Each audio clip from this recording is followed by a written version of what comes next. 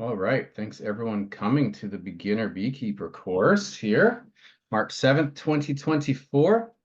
What do we got for participants here? We've got, can I see 15? That's pretty cool. Okay. So I'm just going to start with my PowerPoint presentation here. Like I said, if you have a question, let me know. We're going to get into a little bit of housekeeping here, but welcome to the class here. Disclaimer, I am no expert. I'm not a professional beekeeper. I'm a backyard hobbyist beekeeper that's passionate about beekeeping, and I want to share what I've learned so far. Hope to encourage others to take up this wonderful hobby. So I've only been doing this for 3 years, but I do a lot of research. I'll tell you one thing is this hobby is addicting. Once you start working with the bees, they're so amazing for so many reasons that you just get hooked. So I basically, fall asleep to beekeeping videos probably every night. I really enjoy learning so many different ways. I learn from people in different countries and stuff like that, and it's just really fascinating. So I'm not going to say that I know everything. I'm not an expert. I'm just going to share what I've learned. I could be wrong about things. Beekeeping is like being a lawyer. If you ask 10, you're going to get 10 different opinions. You can ask people, do we do this or do we do that? And you'll get answers to support both. There's science that shows both. There's science that shows that neither way works. So part of beekeeping is just like it's very creative. You get to test things and try things, and if you fail, you don't give up. The number one tip I'd have is if you do get bees and they die, like don't throw in the towel and say, you know what, forget this. I'm done. Like, I don't want to do this anymore. I killed them. It's normal. Even professionals that have thousands of hives, they'll lose 500 in a season. It's normal. So you learn from your mistakes and you move forward and you do the best you can. So um, there you go. Okay, how can I move to the next slide here? It's not letting me. There we go. Okay, beekeeping can be dangerous. So always use personal protective equipment. Make sure to wear a suit or jacket, veil, and gloves. There's times of year where the bees are not nearly as, they're actually very calm. In the summer, when there's a nectar flow, when they're getting pollen, I'll be out there in bare feet, in shorts, and that's it. And they are not interested in stinging me.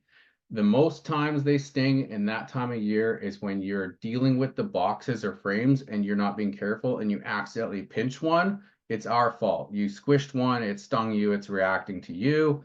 And basically, that's just their defense mechanism.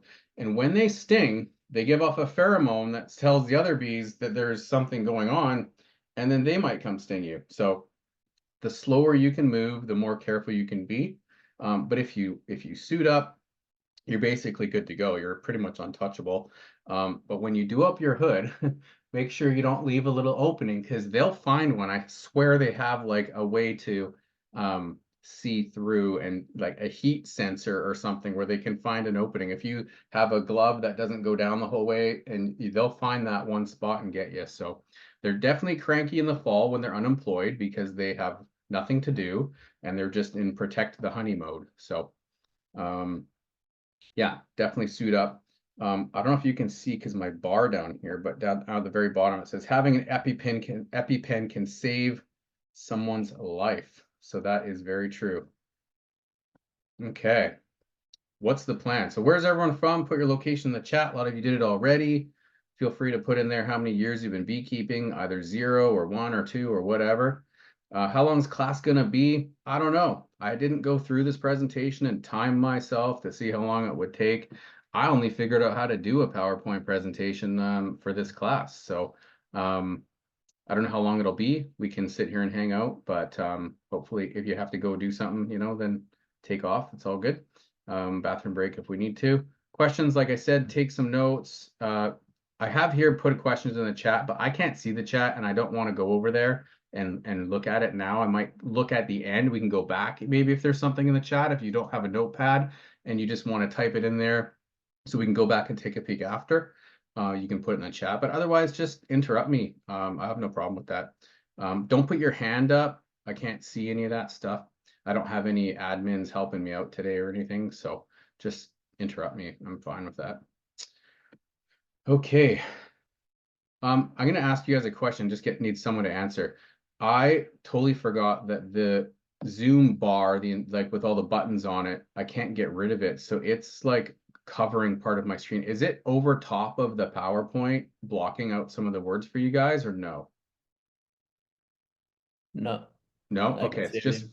it's just for me. Perfect. Okay, what will we be covering today? So introduction to beekeeping, benefits of bees, bee identification, hive inspections, beehive components, beekeeping tools, feeding, swarm control, integrated pest management, resource harvesting. So what I'm not going to do today is I've taken a few of these beekeeping classes. I paid, $300 for one. There's some government ones that are free. And what I felt like they didn't do was just explain things in simple terms. They went all scientific. Here's the Latin word for this, and this is the all this these scientific terms and talking about evolution, and I'm just like, blah. I just explain to me this how these things work so I can have some, right? So I'm not going to get into like all this science. We're just going to talk like I want to teach this to 10-year-olds kind of thing, right? So we're just keeping it really simple. This is beginner beekeeping. I think a lot of teachers they forget their audience doesn't know what even some of these words mean. So we have to just keep it simple here. Okay. What is a honeybee? Now, this is the only scientific Latin thing I have here now that I just said that. But a honeybee scientific name is Apis mellifera. They're invertebrates, herbivores, and are they are a super like organism. So like bees don't live by themselves. They're not like a cat where they're independent. Like these things, they exist as an organism together. They are useless on their own. They only live together. They all have a job. They need to be together. So sometimes when I was telling people about that I work with bees, they oh, I hate those things. And I'm like, what do you mean? Well, I get stung every summer from them when I'm eating my dinner and this and that. And I'm like, that sounds like a yellow jacket to me. Oh, yeah, it's a wasp, right? So you have hornets, we have wasps, we have bumblebees, honeybees. I like bumblebees a lot. They're super cute. Honeybees are what we're talking about tonight. Wasps and hornets are completely different. They're all beneficial for their own reasons. The yellow jackets to me are the worst, my worst enemy. A lot of beekeepers, they just talk nonstop about the mites, the varroa mites, which is the mites that kill the bees. But man, the yellow jackets, they wreak the most havoc on my colonies. They come in and they rob out a colony. It's called robbing. They come in and they basically steal everything. They can empty out like 6 months of honeybee work in like, I swear, 2 hours. They can knock out everything, steal all the honey, kill all the comb, kill all the bees. So definitely keep in mind if you're going to beekeep to have some wasp traps out. They like things like rotting meat. If you put sugar traps out, then you can catch your honeybees in there, and you don't want to do that. But the yellow jackets, they like the protein. So if you're ever outside eating salmon in the summer, they'll come around. So that's a good way to set a trap. So if you can knock the queens out early in this early spring, you have way less nests around and stuff just because the queens survive winter. Um, Unlike honeybees where they all survive, the queens mostly survive and then they start laying eggs, I think, and then they grow from there. So yeah, all right, moving along. Why become a beekeeper? A local beekeeper cares for both the bee colony and carries out the technical maintenance of the hive. So we're going to get into some screens here that have a lot of text on them. I hate text. I like pictures and just explaining things.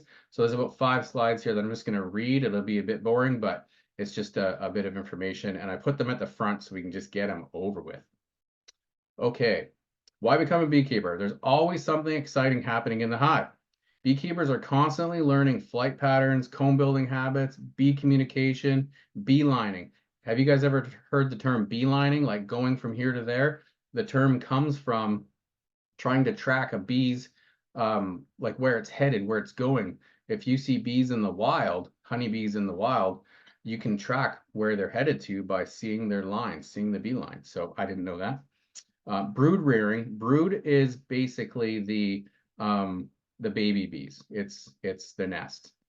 Some of the many fascinating topics you learn about through keeping bees. A colony is a living organism with every bee from the newest worker to the all-important queen operating together in harmony. Even in winter, you can listen for the gentle hum inside your hive and lets you know they're active. I often go out there and put my ear on the box because I'm like, I think they're dead. And then I put my ear on. If you don't insulate, you can actually have a like a thermal camera, and you can point it at your hive and you can actually see your cluster in there. And that's a really good way, but it doesn't really read well through insulation. So I just rely on doing my best and hoping they make it. You learn from observing your bees at work, learn year-round through virtual and in-person classes and beekeeping books. There's no end to what you'll find as you raise these fascinating flyers. Just about anyone can keep bees. People of all ages can enjoy beekeeping, and it's accessible to most anyone who's willing to put in the time and effort. Years ago, beekeepers had to learn carpentry just to build their own hive. Now you can buy complete beekeeping kits and beekeeping supplies can usually be had on demand from your equipment supplier. And not to mention YouTube is just like, you can learn how to do brain surgery on YouTube. You just might not find someone willing to let you practice. You can plan an apiary. An apiary is is a bee yard. It's where you keep your hives. It's called an apiary.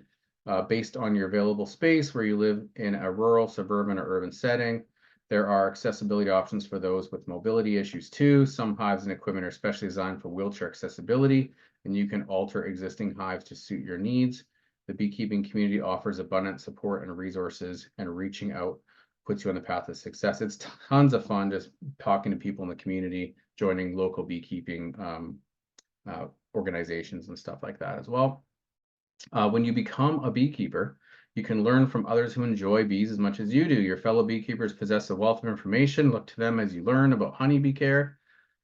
Connect with the beekeeping community through social media. Find your nearest beekeeping club or association, or ask nearby beekeepers if they'll serve as your local mentor. Beekeeping associations and clubs often have a loner honey extractors and other equipment available for members to borrow when starting their new hobby. Pollinators like honeybees are beneficial, but their future is uncertain. Honeybee and wild bee populations have faced serious challenges and threats in recent years, so keeping bees can give you a way to ensure the presence of pollinators for future generations. As part of the beekeeper community, you can spread the word about how important bees are in all of our lives.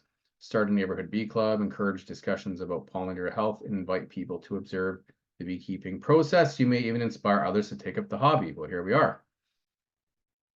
Beekeeping helps you become a better gardener. The benefits of apiculture extend to local agriculture. Aside from their master pollinator skills, bees are fantastic teachers. As a beekeeper, many of the lessons you learn about honeybee care apply to plants as well. Beekeepers must pay close attention to the weather conditions that make hive adjustments, which can also translate to improving weather-related care for crops.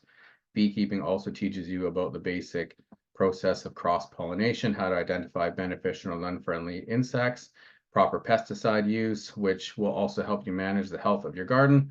Plugging into the worlds of beekeeping and gardening at the same time will keep you totally in tune with nature around you, natural wonder around you. So one thing is that these bees need something to eat. So you'll start to learn about different plants you can plant for them to forage off of, and learn what plants are in bloom at different times of year, so that you can plant a diverse different kinds of plants, so that you have, when all these ones die off, these ones are coming up and stuff like that. You'll start to pay attention in your area what nectar flows are happening. In my area, it's these blackberries and stuff, right? It's the salmon berries, those kind of things. So that's when you start to see those blooms come out. The clover, the dandelions, don't go mowing your lawns and killing all the dandelions when spring happens here. That's like the first food for the bees, and they're so good. And you know what? Dandelions actually are super healthy for us too, but we're taught to spray them with poison instead.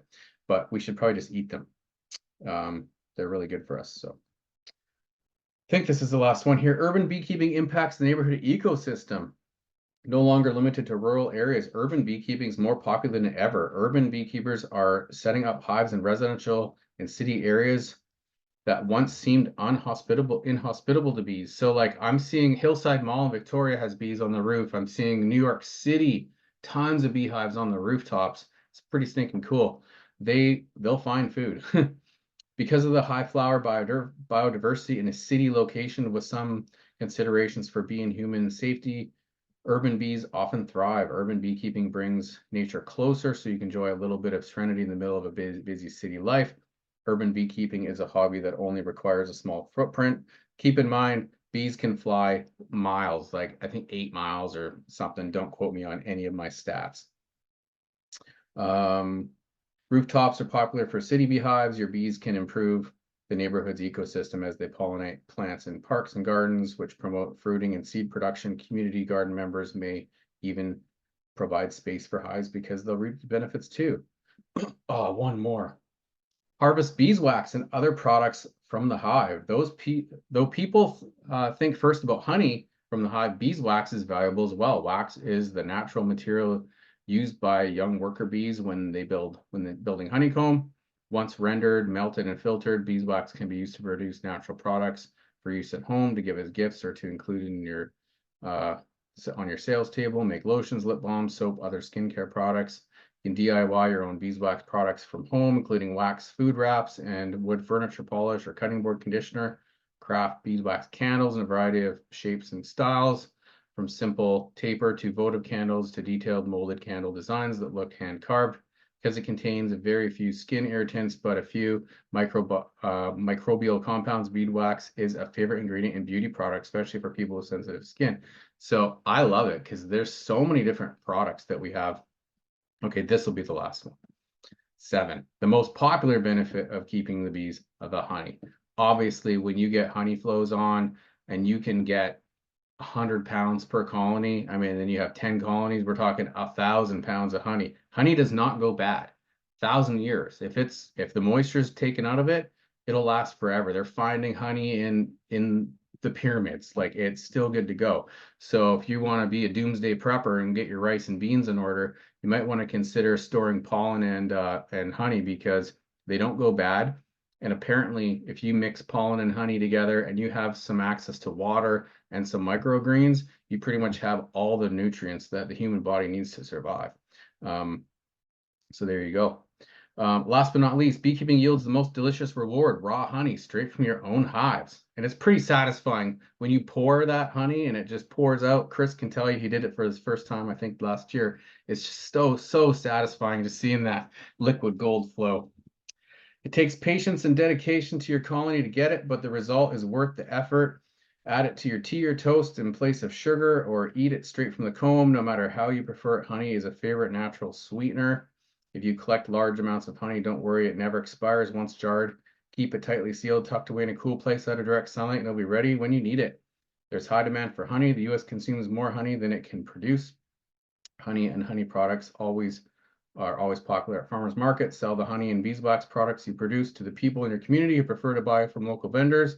Package and store your products in our honey bottles or cut comb honey containers, and include pre-printed and custom labels for your honey containers so customers know where to get more. Once you establish your first beehive, you'll be hooked on beekeeping. It's true. And the related benefits. For more information to become a beekeeper, attend our beekeeping classes and events. All right. Does anyone have any questions so far?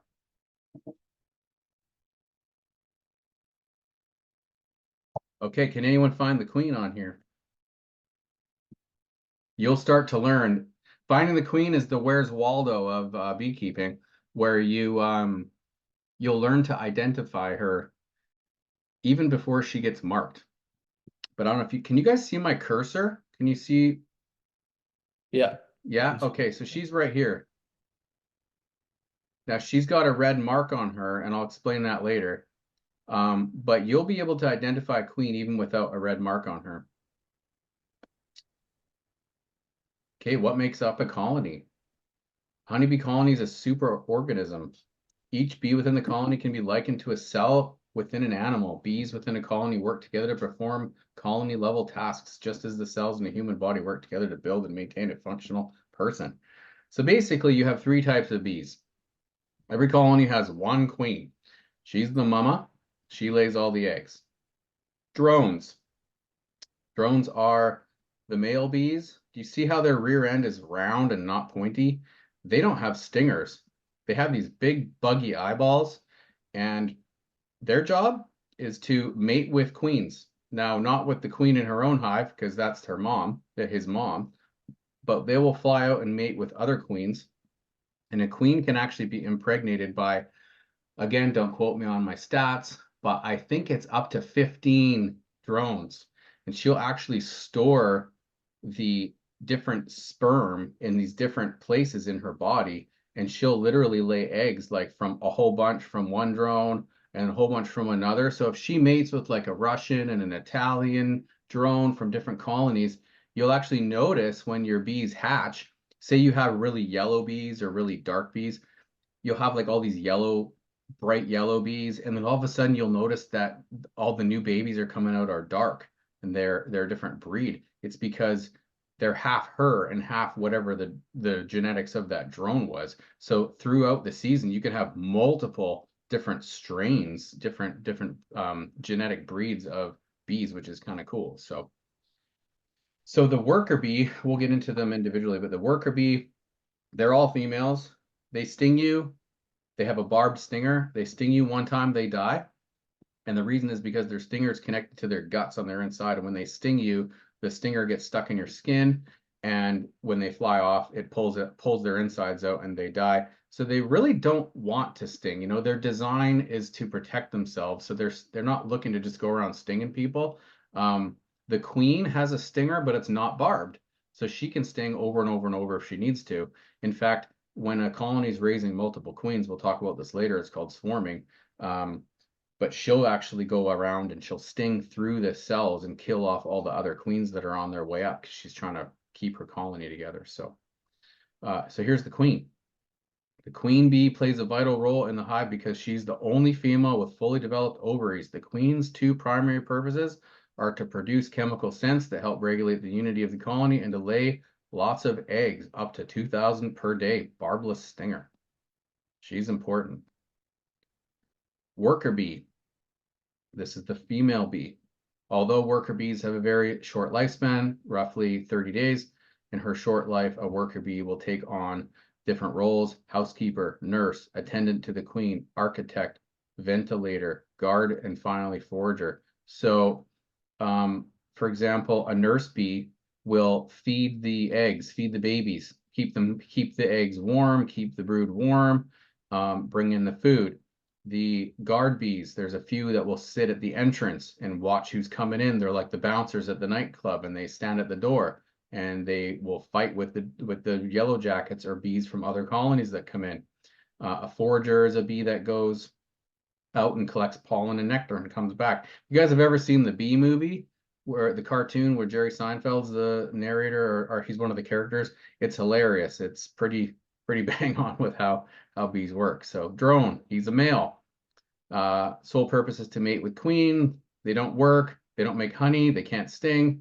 Since the queen only needs to mate once, most of the drones won't even get the chance to fulfill their role, but worker bees keep them around just in case a new queen needs mating. At some point in the year, when mating season's over, the female worker bees will actually kick them out. They actually are like throwing them out the front door. They'll kill them, they'll chuck them out. You'll see them just getting tossed. They basically are like, you're an unemployed, useless man, and you're only sitting here on the couch eating food out of our fridge, and you're pointless. So you need you need to go. Okay, life cycle of a honeybee. Here's the three different kinds: queen, worker, and drone. So it starts with the egg. I'm going to give some pictures here, but it starts with the egg up to day 3. There's slightly different timelines for the different kinds because they're producing, different products here. But the larva up to day 8.5, up to day 8, 9.5 days. Then the cell is capped, so they have an open cell. The queen will lay an egg in there. They'll feed it. They'll cover it. That's called capping. And then once it's inside the capped cell, they're basically incubating. That's the pupa. From day 8 until day 16 in a queen, they're a pupa. 16 days for a queen, 21 days for a worker. Drones are 24 days. They're a little bit bigger and their time inside the cell is a little bit longer. And this is why the mites choose the drones, because they have a longer, they like to be in the cell with the pupa, and they like to choose the drone cells because they're bigger and they get a longer time to feed on them. So here's a picture of the process. So we have the queen laying in an egg. I have a video on my TikTok of the queen. She's walking around looking. She sticks her head in. She looks, makes sure it's all good to go. And then she drops her egg in there. A nurse bee will feed it. It'll turn into like a little tiny larva thing, like a cocoon looking thing. And it will slowly develop till it's time to hatch out. These red things, these are the varroa mites. These are the varroa destructor mites. And these are new, I believe, since the 90s. So this is one of the number one reasons that colonies die, aside from pesticides and aside from just natural causes. It's these guys. They live inside these cells, but then they come out and they'll live on the backs of these fat bodies of these bees. And some bees will do really well at grooming them, but we'll talk more about that after. Again, here's what the eggs look like. So when you're going to look at your frames to do an inspection, you will see you might not find your queen. Sometimes people, when they're new, they have a hard time finding their queen and they're worried, oh, I think I'm queenless. I think my queen died or she's not here. You don't always need to find your queen. If you have evidence of a queen, which is this here, you have a queen. If you see eggs in your cells, you have a queen. Don't worry about it. You're good to go. Stop looking, stop disrupting them, put it all back together. You got evidence, you got eggs there, you're probably good to go. They get a little bigger, they get fed. You can see this white creamy substance around there. They're getting fed. And then once they seal it over, it'll look like this. And you'll be able to identify the difference between different things inside of a hive. The coolest thing I love seeing emergence is when you see the little baby bee hatch out. It's brand new and it comes and says hello. It's pretty cool. How long does a honeybee live? Average lifespan, 8 weeks to 5 years. Now, when we're talking years, we're talking only queens. The worker bees will not last that long. They usually last like 30 days, 45 days, like in the summertime. But then when they are getting ready for winter, they raise their winter genetics, which keeps them alive for longer periods of time. So the overwintering bees have a bit longer of a lifespan. Common health issues for honeybees include pesticides, diseases, parasites, and predators. Honeybees in their natural habitat. So I don't think they live in condos like this, or this, or this. I'm gonna get my thing out of the way so I can read. Honeybees can thrive in natural or domesticated environments, though they prefer to live in gardens, woodlands, orchards, meadows, and other areas where flowering plants are abundant. Within their natural habitat, honeybees build nests inside tree cavities and under edges of objects to hide themselves from predators. Okay, here's the number one most common places that honeybees live is a void in a tree. They like a small entrance. They like hollowed out trees. Bees are super duper clean. They will go in there and clean it all out. Trees that have been on fire, they love that. Some people actually even burn their boxes a little bit for that smell. But a void in a tree, even a log that's down on the ground, doesn't even have to be a standing tree. That's one of their most common in this part of the world anyways. I mean, you can see videos in different countries in the world where they're living on the side of mountains on rocks, but they basically are looking for a cavity. And when they're looking for a home, they actually will they have these things called scout bees where they'll go out, the foragers I think it is, and they'll look for a place and they'll find a cavity and they'll go in there and they'll measure it. They flap their wings, they hear the frequency and the sound of the space, and they can determine, like, how much space there is. They like about 50 liters is the space they like to see. So we'll talk about swarm traps later, but you can actually catch wild bees by putting a box out that has the right dimensions and put some scent in there for them, and they'll move in. You'll catch some bees from your neighbors. Chris tried catching some of my bees. I don't know if he did, but That's right. I set up Yeah. some traps before I even knew who Yeah. you were. I Buddy. I put two traps out the other day. I'm ready to catch some of your bees this No way, man. It's year. not fair. Wild comb. So Awesome. this is not as common here, but you'll see this sometimes, Um, now when they build comb, that wax you see, they use nectar. So the same nectar they use to make honey is how they create the wax. So it's just how their body processes it with different enzymes. So if you're a brand new beekeeper, the number one reason you don't get honey in your first year is because you're usually buying like these blank plastic foundations for them to work off of. And the first year, they're basically building all their honeycomb. They have nowhere to put their honey, so they use all of their nectar to build honeycomb.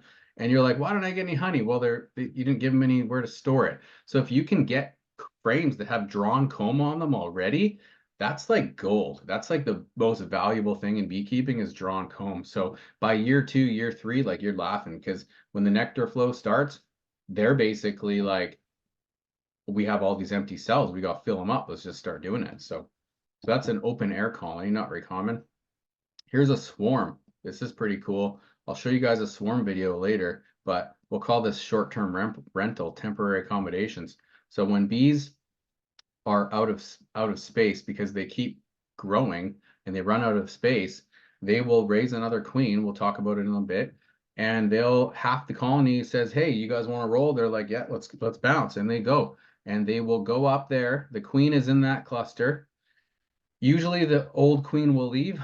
Um, there's ways you can do splits where you leave the old queen there, you take the new one, you put the new one somewhere else, but the queen will fly up there, they'll go up there and they're hanging there, they're waiting. So while they're up in that tree waiting, there's um scout bees out there looking for an appropriate location to move. And this is why swarm traps work, because these scout bees are trying to find somewhere, trying to find a tree with a hole in it or whatever. This is why they get into like places like people's soffits and in their walls, because if you look at our wall cavity where we have like 16 or 24 inches on center, our studs are framed walls, and they get in there, that's like the perfect space for them. So they like that. So this is temporary, and usually you got like a 3 hours. I've got a swarm catch video on my YouTube where we're heading out to Costco one day, and my son's like, "Dad, why are there so many bees flying?" And I looked at my yard, and there was like thousands and thousands of bees. Like normally I have bees flying, but it was like a cloud of them. And I had never seen a swarm before. And I was like, oh my gosh, I think they're swarming. And I went to the hive and I could see them all just running out the front door. And I was like, oh darn. And then they all went up in the tree.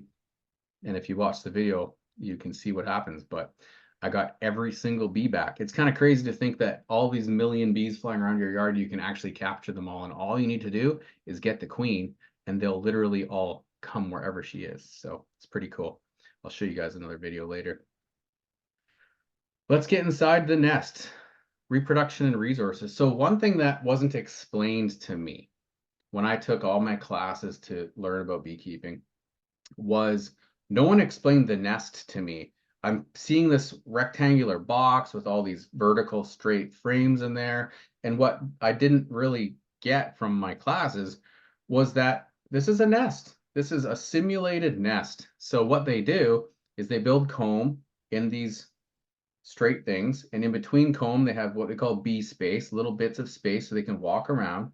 And if you think of like the beehive as being a rectangle and you took a basketball and stuck it right in the middle, that's their nest. They build this nest of eggs, and then around the eggs they'll put all their pollen. Their pollen is their protein, and around that they'll put all their honey.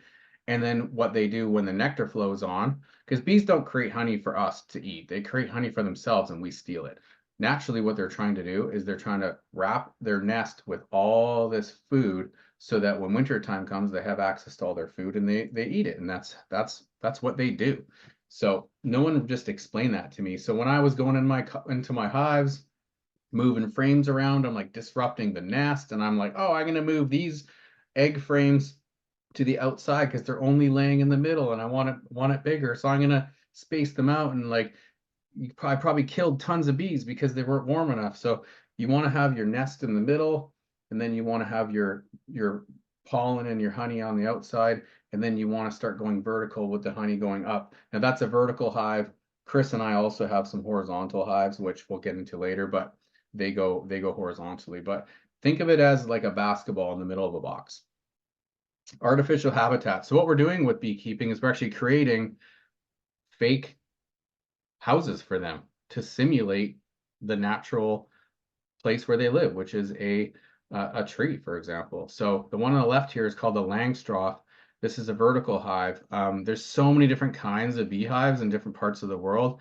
The gentleman here from Alabama, he said that he had an Apame. I've never used those before, so we're not going to be talking about those today, but Langstroth is one of the most common types. It's the kind of frame we'll get into here. But the vertical is what you'll see at most commercial beekeeping places.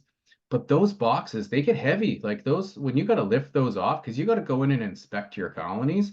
And man, lifting off 1, 2, 3, 4, 5, 6, 7, 8, 9 times however many hives you have, your back is done. You're like, forget this. These horizontal hives, they're beauty. You lift the lid and you just pull the frame and you're standing there and they're literally at like this perfect height for you. You can actually choose the height you want, and way better on the back for us old farts with bad backs. So it's cool to learn on the verticals. Most places don't sell stuff for the horizontals. A lot of people just build them themselves, but you can use the frames from a vertical hive. So I've developed all my stuff in vertical, but I'm going to start switching over. Eventually, I'm going to phase them out and probably go all horizontal. I'm going to start building these things for fun here. And then you have a top bar hive, which is a horizontal hive, but it doesn't have the frames like the Langstroths do. They have a wooden bar across the top, and then they build their own frames, their own comb off of it. So here's a Langstroth vertical hive here. Here's the components. So this was confusing too. When I wanted to go buy stuff, I was like, I don't know what any of this stuff is. So, and there's different styles of all of this, but this is a hive stand. I don't have one of these. This is called like a landing board, so they can land on here and crawl in. I have one that's actually is like 16 inches off the ground. You don't want it sitting flat on the ground. So some people will put them on a pallet. I like having an aesthetically beautiful colony, like apiary. I don't want a bunch. I'm not a commercial beekeeper that just wants a bunch of half rotten paint chipping stuff sitting on the ground and overgrown grass.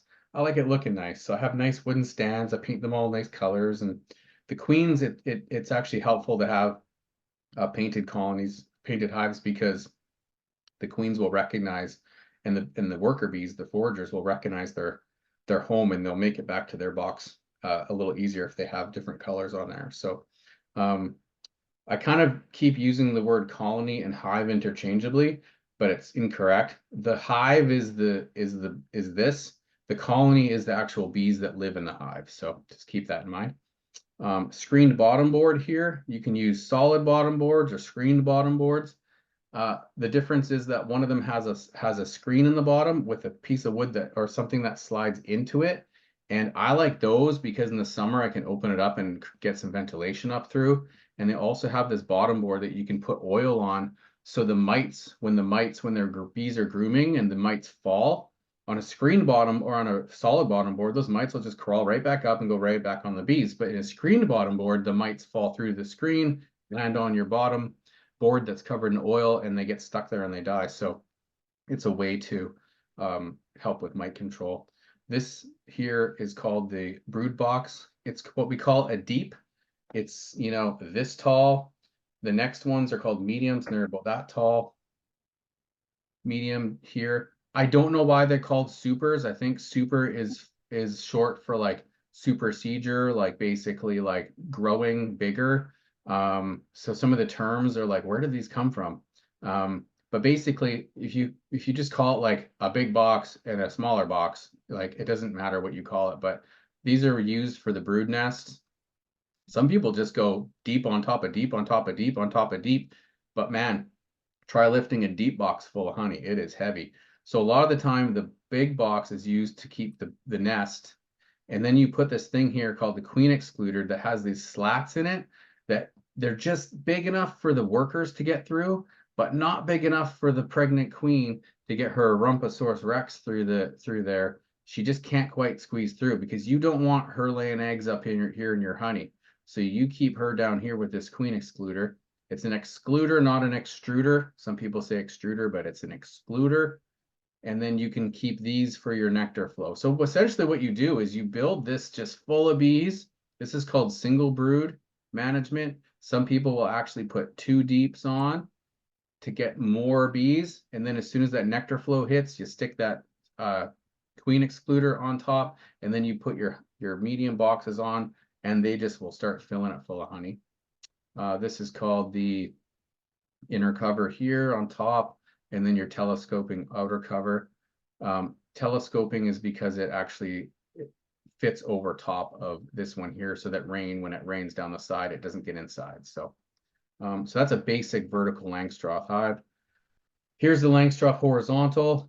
Basically, way simpler. It's all in one. You just put your frames in, and basically they will come in on one side. They like to build their brood nest near one of the ends, and then they'll just start filling up the nest here, and then they'll just start filling it with honey along the way. So way easier. There's the top bar there.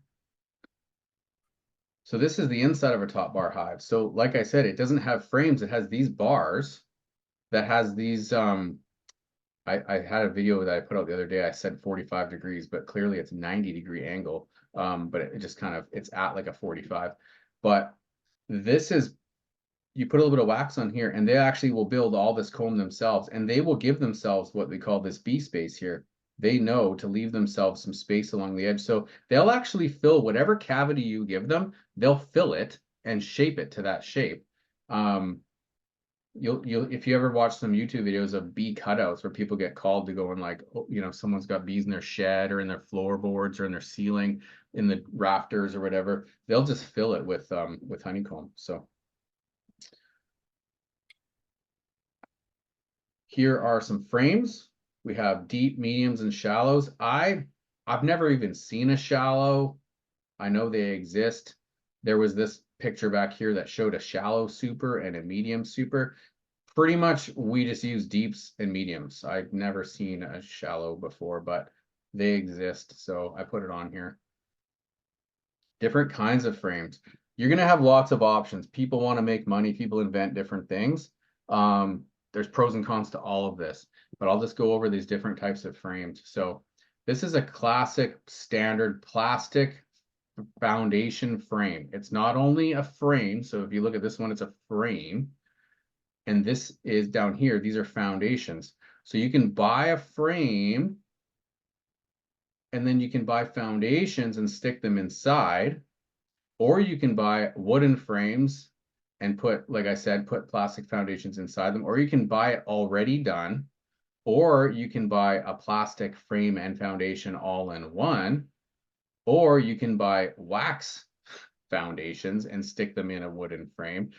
But basically what it is, and these all have wax on them, they pre-wax them. Some companies wax them a lot better. Like you can see this one's way more waxy than this one. The more wax, the better. It basically tells the bees to get started. And you can see down here, this picture, how the shape is already given to them with the shape of the comb itself. And then they start building off it. So it's like a head start for them. As opposed to this one here, if you stuck this in a colony, sorry, in a hive, there's like nothing for them to start off of, right? So what you do is you can buy some of these ones here, and you cut little strips off it on like with a table saw, and you stick it right across the top, and it's called a starter strip, and that will actually get them going. They'll start working on it. But why would you want this one versus this one? Well, I'll get to it later, but it's the type of honey you get. So when you get honey on this frame here, or this frame here, or these ones with foundations here, what happens is this is a solid plastic, right? So they build a honeycomb on one side, and then they build their honeycomb on the other side. So when you want to get your honey out of it on this type of frame, you're going to basically cut the wax off the front, because once they fill the cell with nectar, with honey, and they put wax over it, they close it in. And once they've dehydrated that water out, they close it in, and then for you to get it out, you're going to slice off the front of that wax and open those cells, and then you're going to use a spinner machine or something. I'll tell you about it later, and you're going to get all the honey out of there, and you're going to leave all the comb there and put that frame back in the hive for them to fill back up. Whereas this one here is just a frame. And if you've ever been to like a farmer's market where you buy the container that has the honey that's still in the comb, that's called cut comb honey. So there's no foundation. So when they build this up, they actually can, you can actually just cut out like chunks of the honeycomb with the wax, but then you're not really giving them any honeycomb to work off of. So that honey is really expensive. People pay like 20 bucks for like a little block. Like people, I've seen $50 for a little block of that stuff. So it gets a premium if you want to sell it.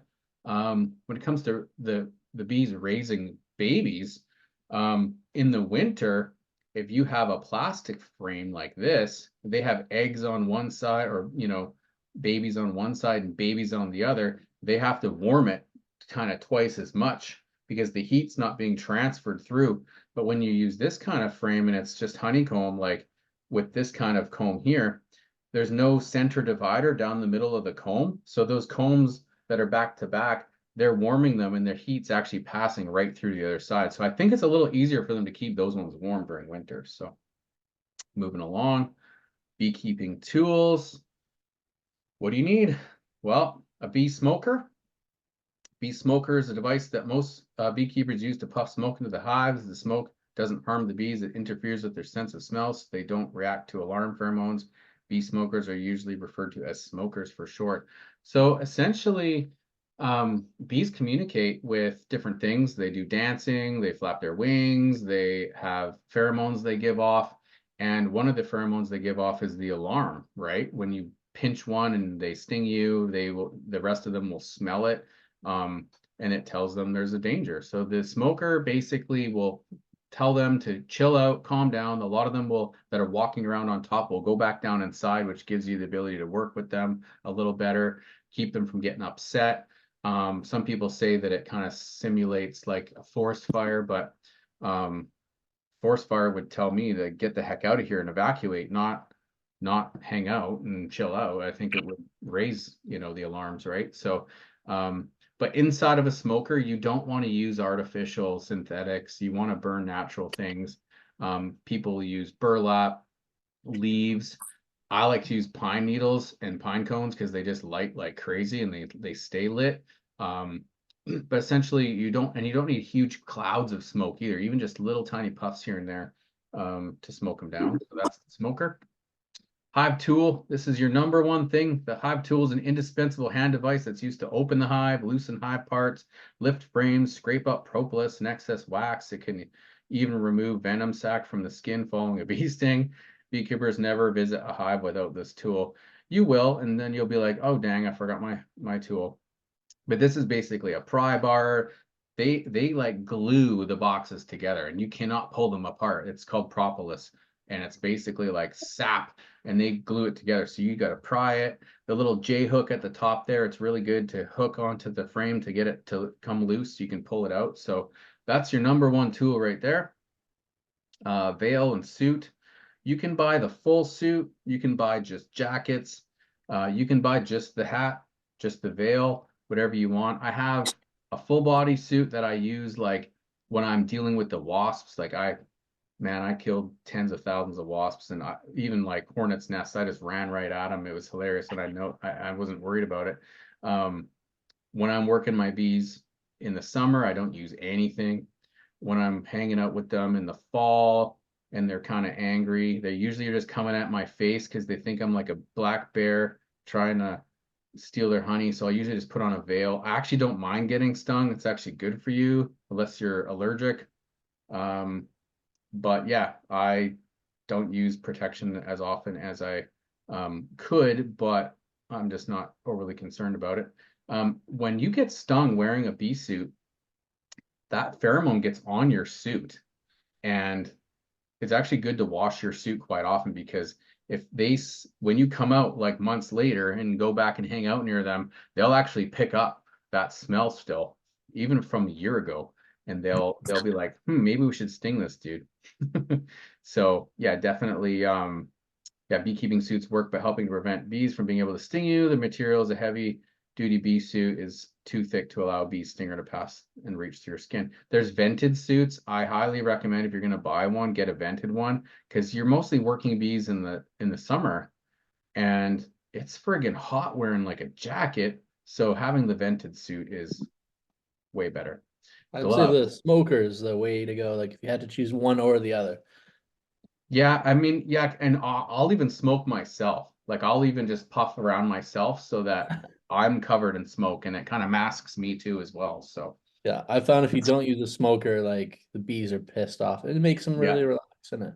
Yeah, and when sometimes you just give them one little puff and then let it sit for a minute and it'll just chill them all out, right? So Yeah, for sure. gloves. Beekeeping gloves are usually made of cow leather or goat leather. Cow leather is thicker than goat leather and will have more protection from stings, but less range of motion. Thicker leather will also mean less sensitivity. It's harder to feel when you're accidentally placing your finger on a bee, for example. So the top ones there, those are like beekeeping gloves, okay?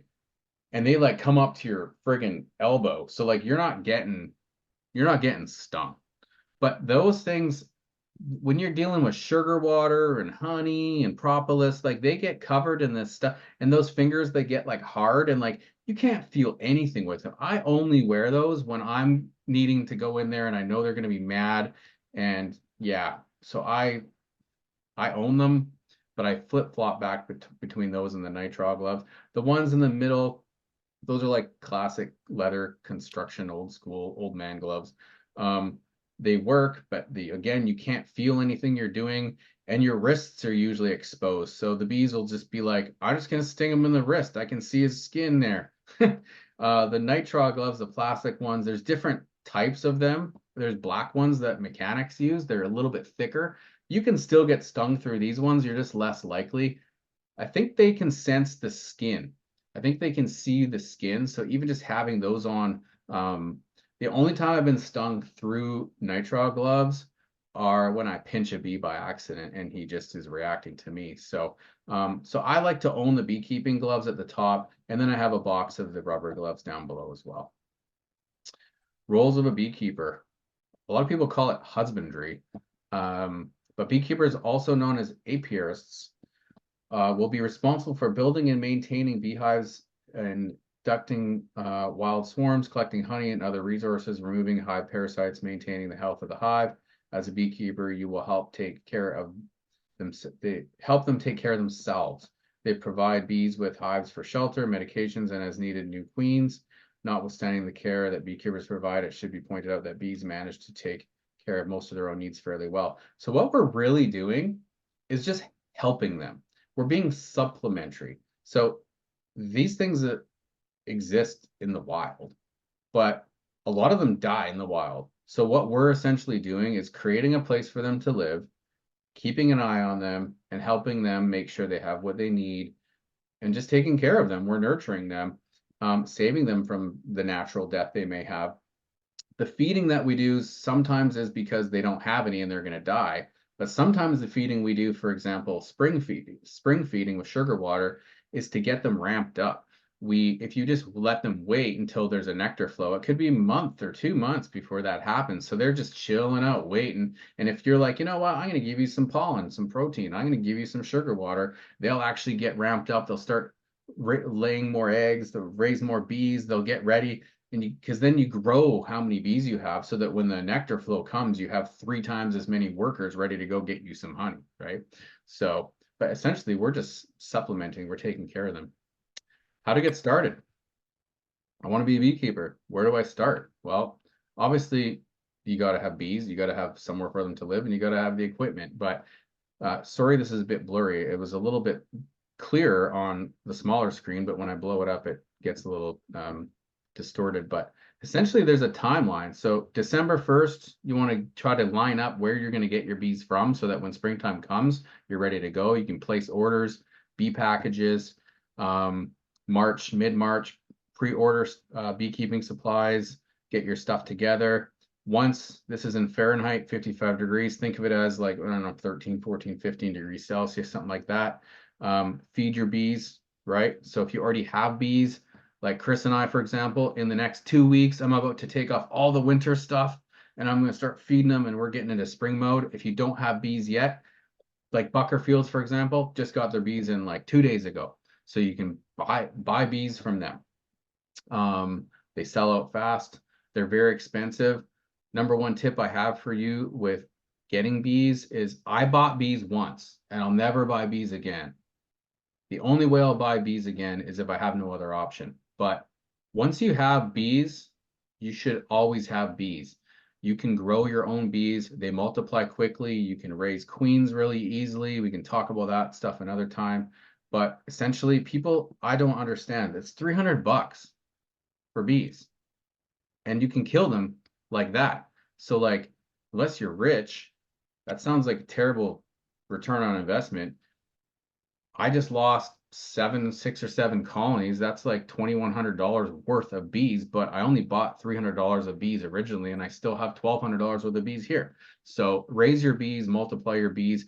Never get into beekeeping with one hive, because if your one hive dies, you're done.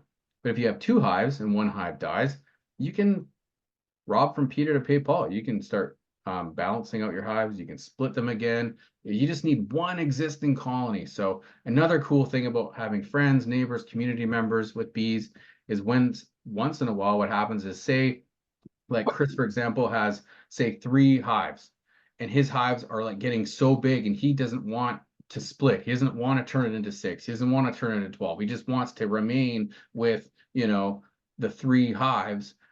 He can sell off bees, or he can be like, you know what, man, can you come take some bees? Like I had one guy from my beekeeping club last year. He was like, can someone just come and take some bees? So I drove to his house with a box and he gave me 10 frames of bees. I traded him 10 empty frames in a box. He gave me a box full of bees. I drove home with them and had them. And yeah, so you can just help each other out, right? We don't need to be spending all this money. Like you're gonna have more bees than you know what to do with. So this brings us to April. Pick up your package. Um, inspections, May. Um, you're going to be basically be getting ready for nectar flow here. August flow. Some cities, countries have a spring flow and a false end of summer flow. So it all depends on kind of the flowers and stuff in your area. But different times of year, you have different things, and it's different for everybody depending on your weather. So right now, I'm just waiting on. I need at least 10 or 12. I like 12 degrees Celsius is like 3 or 4 days at 12 degrees in a row. It's time. But with what we've seen here, where you have like it's summer and then it snows the next day. If you go out there, there's one nice day and you're like, oh, spring's here. And then you go take all your insulation off and give them a bunch of sugar water. And then it like freezes the next day. You could kill them. So wait till you have like that full week of good weather. Then you kind of know where you're here. We could still have a cold day after you do that, but having that week of maybe feeding them and stuff could help them. So get yourself some bees. So here's some different options. This one on the left here is called a bee package. So you go to Buckerfields, I want a package of bees. They're going to give you one of these like shoebox looking things with a screen on it, and it's full of bees. It's got 2 to 3 pounds of bees. It's got a mated queen in there and some food, and you're going to pay $300 for that. And most people who do that, they're buying an empty hive with brand new foundations, and there's nothing for them to. They basically have nothing to work off of. They're starting from scratch. A nucleus colony, similar in price, but you get a box that has like 4 or 5 frames in it already of drawn comb, and you get the mated queen, you get the bees. So like to me, for the difference of price, like I would grab a nucleus all day long. The problem is the nucleus colonies, you hear people call them a nuke. Some of these terms we'll start to learn, but these aren't ready as early, because what nucleus colonies are typically farther along into the year, where beekeepers have too many bees, like I was just talking about. They'll pull out 5 frames of bees and they'll go sell it off for $350.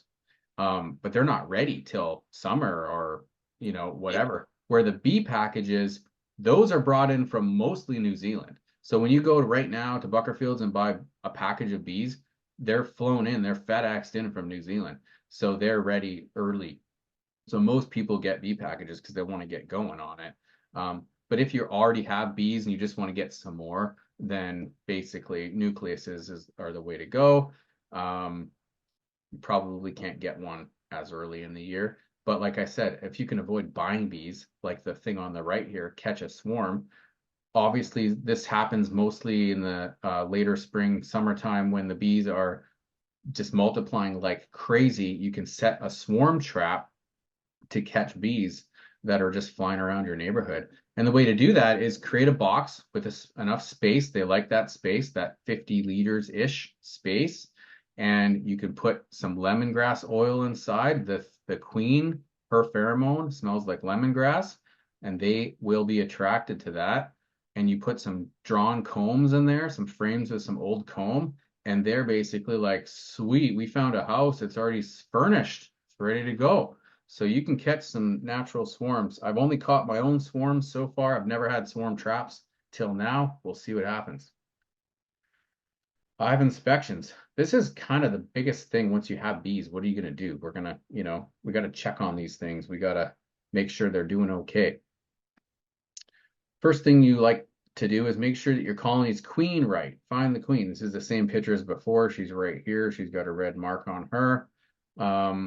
You want to make sure your colony's queen right. If you lose a queen, your colony is going to die because there's no more eggs coming. So they'll stay alive for quite a while because they have a life cycle. The bees that are already alive will die off soon.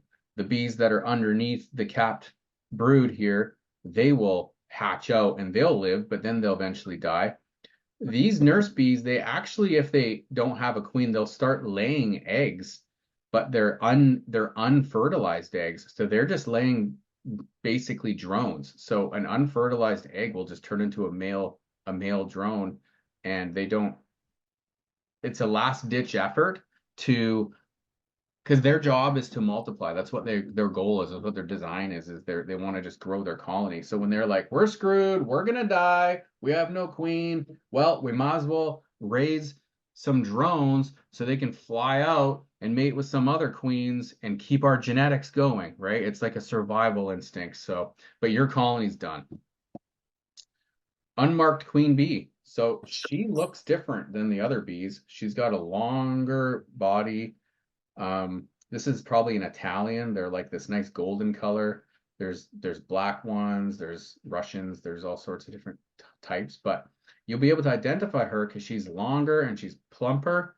And this black thing on her back here, it's usually like less fuzzy than the other ones are, but some people think that the drones are the queen because they're bigger and they have these big buggy eyes, but you'll learn pretty quick that drones are different. I like drones. You can just pick them up because you don't have to worry about them stinging you. So you can just pick them up. They're actually pretty chill. But one thing you want to do is mark your queen. So they sell these pens. I think it's called Posco or Posca pens. They're felt markers. And you mark your queen right there on that spot on her back there between her shoulders. And it's a way to spot her a lot easier when you pull up your frame and you look at it and it's just Where's Waldo with all these bees. When she's painted, man, she's so much easier to find. What color? Well, we mark our queens with this queen marking schedule. So different years. So depending on what year she's mated in, what year of a queen she is, you paint her a specific color so that you can keep track of how old your queen is. So right now, I have queens in my colony that are yellow and red because I have 22 and 2023 queens in there. And that helps me keep track of how old they are so that I know whether it's a new one, an old one. If I paint if I mark all my queens and then I go in there one day and I find a queen that's unmarked, it automatically tells me because you're not going to recognize her. She doesn't have a face and a personality, you know. You're going to be able to be like, oh man, my queen left and this is a new queen. This is a new queen that's replaced her because my old queen was painted. So it tells you something. So it's good information. Plus, you don't want to have queens too long, even though they can survive for 5 years. They run out of eggs. They stop laying quality, and they just start to get tired and old. And commercial beekeepers, they like replace their queens every single year, sometimes multiple times a year. So that's the marking schedule for those. Here's a typical hive frame. So this is a wooden frame that doesn't have foundation. Might have had a starter strip at the top here. And they're building all of this out. They start at the top and they work their way down. And here are some different things in here. So when you look at this frame and you're trying to learn what stuff is, this up here is this is capped honey. Now we only call it honey when it's got the wax cover over it. If it's open still and it's full of honey, but it's not capped yet, it's still called nectar because they have to dry the moisture out of it. And once they hit a certain moisture content, they'll cap it off. If you extract nectar before it's got the moisture out of it, it will ferment. And that's why it'll go bad and it'll crystallize. You ever bought honey and then the jar it gets all crystally and kind of hard? It's not like a liquid anymore. It's because it's still got a little too much moisture in there. You want to get usually to like 17, 18% moisture. You can get a tool to test your stuff because sometimes your frames will, when it's time to pull your honey frames out, they won't be all capped and you're like, oh man, they're not capping it. Do I have to put it back? Can I steal this honey?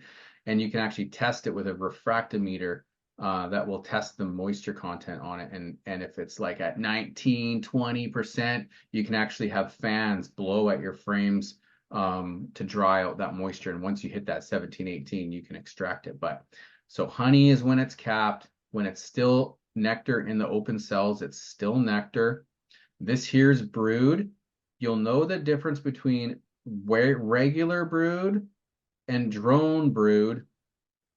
The best way I can explain it is drone brood looks like corn pops. It's like a little bit bigger. The cells are a little bit bigger. So all of these cells are the same shape, the same size, but the drones will be a little bit bigger and they'll stick out like this. So that's drone brood. This is worker brood. When you see like a one-off hole like that in the middle of a brood patch, it's because that one hatched.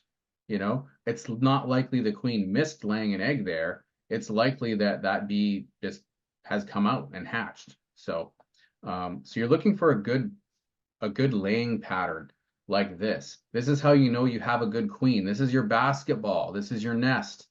This is a really good laying pattern. If you had a lot more of these holes, she could be spotty laying. Could be an indicator it's time to get a new queen. I've never killed a queen, but pretty much it's common. Like if your queen's not doing a good job, you kill her. I mean, if you have a fellow beekeeper that needs a mated queen, they've lost one, they need one. I'll put it on Facebook. Hey, does anyone need a mated queen? I'm about to kill mine if anyone wants her. I've never killed one, but I'm gonna be killing some this year. I guarantee it, because you'll lose an entire colony if you got a bad queen. So I hate to do it, but prefer to give her away to someone that needs one. But you're looking for this big pattern here in the middle, 4, 5, 6, 7 frames of that.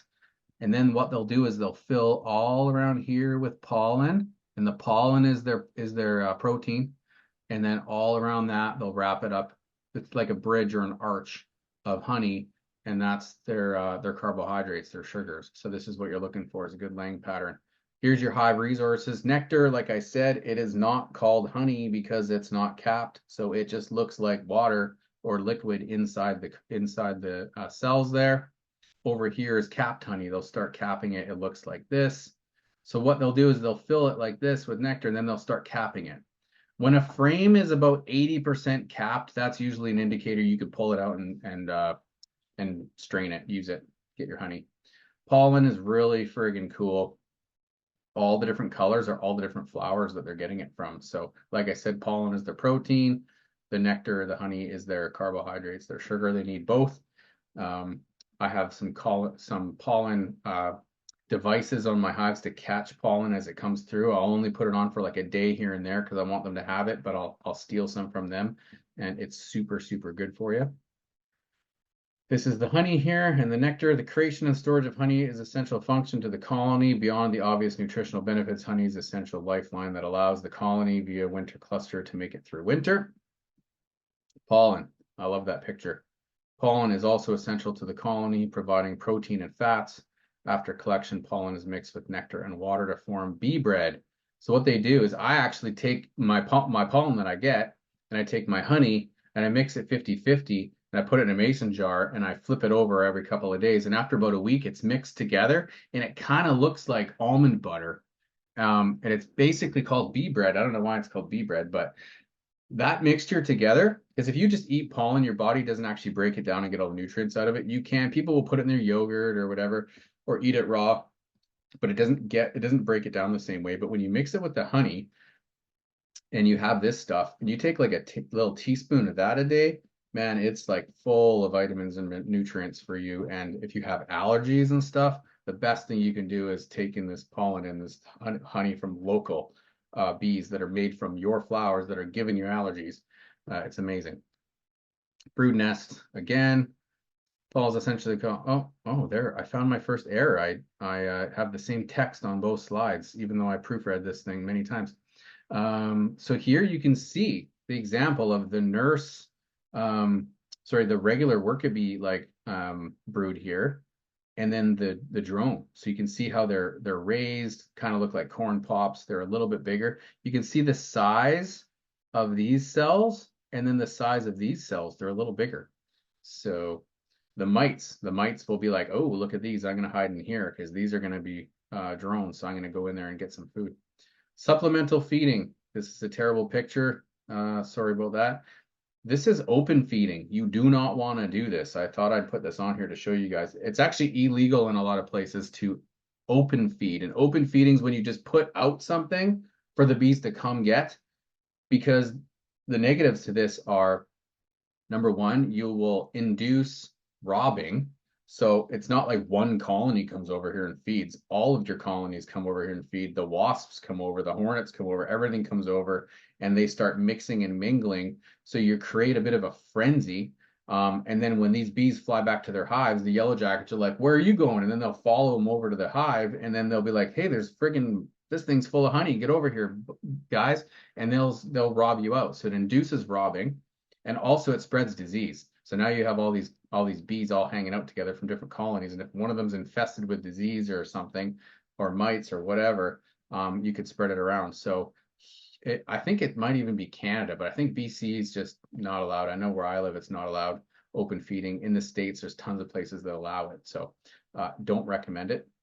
The only time I do open feeding is when I extract my honey from my frames. I put my frames outside. I put my spinner outside. I put all my equipment. I'm covered in honey. My equipment's covered in honey. You don't go and get a garden hose and wash it off. Oh, no, no, no. You literally just put this stuff beside the hive, and like in an hour, everything will be friggin' spotless. It's amazing. They will get every bit of everything off. You don't have to clean anything. It's crazy. Spring feeding. In the spring, we feed 1-to-1 sugar syrup. This is basically Rogers granulated sugar. It might sound kind of crazy, like that stuff's terrible. Well, it's terrible for us. That's obviously not real food. It's not the same thing as flowers. It doesn't have all of the stuff they need. But we're not living off this all year. This is just like, hey, we want to give you guys something while you have nothing and get you going, get you starting to lay some eggs, get you to raise some babies. So we're going to give them some 1-to-1 sugar syrup. So the same amount of sugar to water. I like to use some warm water so it mixes properly. And then pollen patties. You can buy these pollen patties for $3 or $4 from Buckerfields, your local beekeeping place. This is the basically pollen substitute for them to get them going. They need that to raise their babies. In the You use fall, both or one or the other? Or? what's that? Oh, both for sure. Because Okay. one's your carbs and one's your protein. So they need both. Yeah. Oh, okay. So Right. next week, Chris, will be, you actually might want to go pick some of those up. Yeah, for sure. Buckerfields has them on sale for $347 right now. So grab some of those. If I were you, I'd grab like 12 of them, stick them in the freezer. Yeah, okay. Yeah. Fall. In the Thanks. fall, we feed them 2-to-1. So 1-to-1 stimulates them to build out comb and to feed babies and raise babies. 2-to-1 is more of storage. So this is more, it's less water. So when I say 2-to-1, it's 2-to-1 sugar, not 2-to-1 water. So we're actually putting twice as much sugar in. So it's a way thicker mixture. It's not as watery. The fall, it's already getting moist out. The summer's over. and it's not as hot, they have a harder time dehydrating it. So you basically help them out by not giving them as much water. Winter feeding, different ways to feed in the winter. One of them is candy boards. So I do candy boards. You basically mix, you can, Google some recipes, but you mix the sugar with some warm water. I put in some apple cider vinegar and some essential oils, gives them some nutrients, and I'll pour it into like a frame thing and I'll let it harden. And then I put it on top there for winter, and that's usually pretty good. The one on the right, fondant, this is Hive Alive brand. Those, it's softer, it's not as hard, it's easy for them to eat. They do prefer it, but those are like $8 to $11 a pack. If you are planning on getting to beekeeping to make money, it's not happening. You can make money after a while once you have established everything, and once they start raising, like you get tons of honey, because you can stop buying some of this supplemental stuff and you can give them their food back to them. But to get going, like you're just, if I looked at, it's kind of like gardening. Like if I've added up all the money I've spent on starters and soil and raised beds and my water I'm using for like $13 worth of friggin' tomatoes, like it's not a money maker. It can be later because you'll have your infrastructure set up, and eventually these gals will just be making you honey, and you can get 1,000 pounds of honey, and it's $20 a pound. I mean, it's a lot of money. But don't come into this thinking you're gonna turn it into a business. Like it's like a hobby where it's addicting, and you'll blow your money. I spend more money on my bees than I spend on myself. So the fondant is softer, and it's got some nutrients in it already. And then there's something called the mountain camp method, which is basically you put newspaper right on top of the frames and you just pour a stinking sugar right onto it. And what they'll do is the moisture from their bodies from breathing and existing in there, it condenses and it actually will kind of create like almost a candy board naturally. So that's a way to go. But man, it's a mess in the spring when you come back and you're ready to get it out of there. The newspaper's all chewed up, the sugar's fallen between the frames, and I don't know. I don't love that way, but it's a thing. Types of feeders.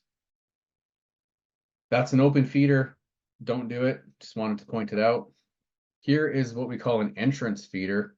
I hate these. I don't like them. The one thing that's good about them is they're super handy because they're on the outside, so you can see when it needs to be refilled. You literally unscrew the bottle, fill it back up, put it back. But man, this induces robbing because all the other neighbor bees are like, man, look, there's food right there. Let's go get it. So it's a good way to attract, yellow jackets and all sorts of stuff. So I don't like entrance feeders. Frame feeders, I started out with these. These are nice. They go right inside, but you need to pull the hive apart to get access to it to check on it. You lose a few bees to drowning. These little plastic inserts go inside and they have like a ladder so the bees can climb back out. But I didn't like how I had to go inside all the time to check on the food, especially if I had two deep boxes and I had feeders in both of them. Plus, this one takes up 2 frame spots. So now I have way less nesting area, or if this is so I started phasing them out. I went to what we call hive top feeders. There's different kinds of these ones. I bought a bunch of these ones here because when I went on holidays for a month, I didn't have the ability to feed them every week. So I got one of these ones, and man, I poured like 5 gallons of sugar water into these things, and I left town. So these are really great, and it's right on the top. You do not have to pull it apart to get inside to check on your food. It's right on top. One trick I learned, because if you're in the fall and you're pouring sugar water in here like this, you better believe that all the wasps and all the neighbor bees are like, whoa, what's going on? There's a friggin' buffet over here. And they all start flying around, landing in here and dying. So I actually got some not cloth, hardware cloth, like like screen door, window screen, and I put it over top of here. So I can actually pour right through the screen into my feeders, and all the bees that try to come and land in it, they just will land on top and I can flick them off and they're not going to come and land inside. So that was just one trick I had. These ones are great. I just got a bunch of these. I'm probably going to switch to these. You can pour the fluid in here and the bees will actually come up in the middle, and they'll come inside here and they'll get at the food, and then they'll head back in. And you can actually use these in winter. Instead of doing that mountain camp method where you pour the granulated sugar on the newspaper, you could pour the granulated sugar in here. And then in the spring, when you're ready to take it off, you just pull it off and you don't have to worry about it, all that sugar falling in between. This one here, the yellow one, is the same design as this white one here. It's just smaller. This blue one here is the same style as these black ones here. It's just a different shape here. So right on this one, this is a screen. The bees will come up through the middle and they'll walk down the wall and drink and then come back up inside. This one has the center access and four corner accesses for them too. So they're essentially the same thing. Commercial feeders, a lot of people, when you see on YouTube, they'll actually have these buckets. So it's like a bucket, I think about 2 gallon or 5 gallon. And they have a little screen on here. You fill it with sugar water, you flip it upside down, and it creates a vacuum. So it doesn't just drip all over them. It'll drip for a couple seconds, but once it drips and all the air gets trapped in there, essentially the sugar water will only fall out as they're drinking it. It creates a vacuum. So, so those are different types of hive top feeders. Next thing to talk about is swarm control. So basically what happens is your bees are like designed to multiply, right? So what happens is when they start feeling like they're running out of space, they'll swarm on you. And what they do is they will start raising new queens. So you can see these cells here. These are queen cells. They do not face the same direction. They face down. So worker cells and drone cells are straight out at you, and they're those hexagonal cells. These, they build vertically off of them. And these are them raising queens. They raise queens for 2 reasons. One is called a supersedure cell, and one is called a swarm cell.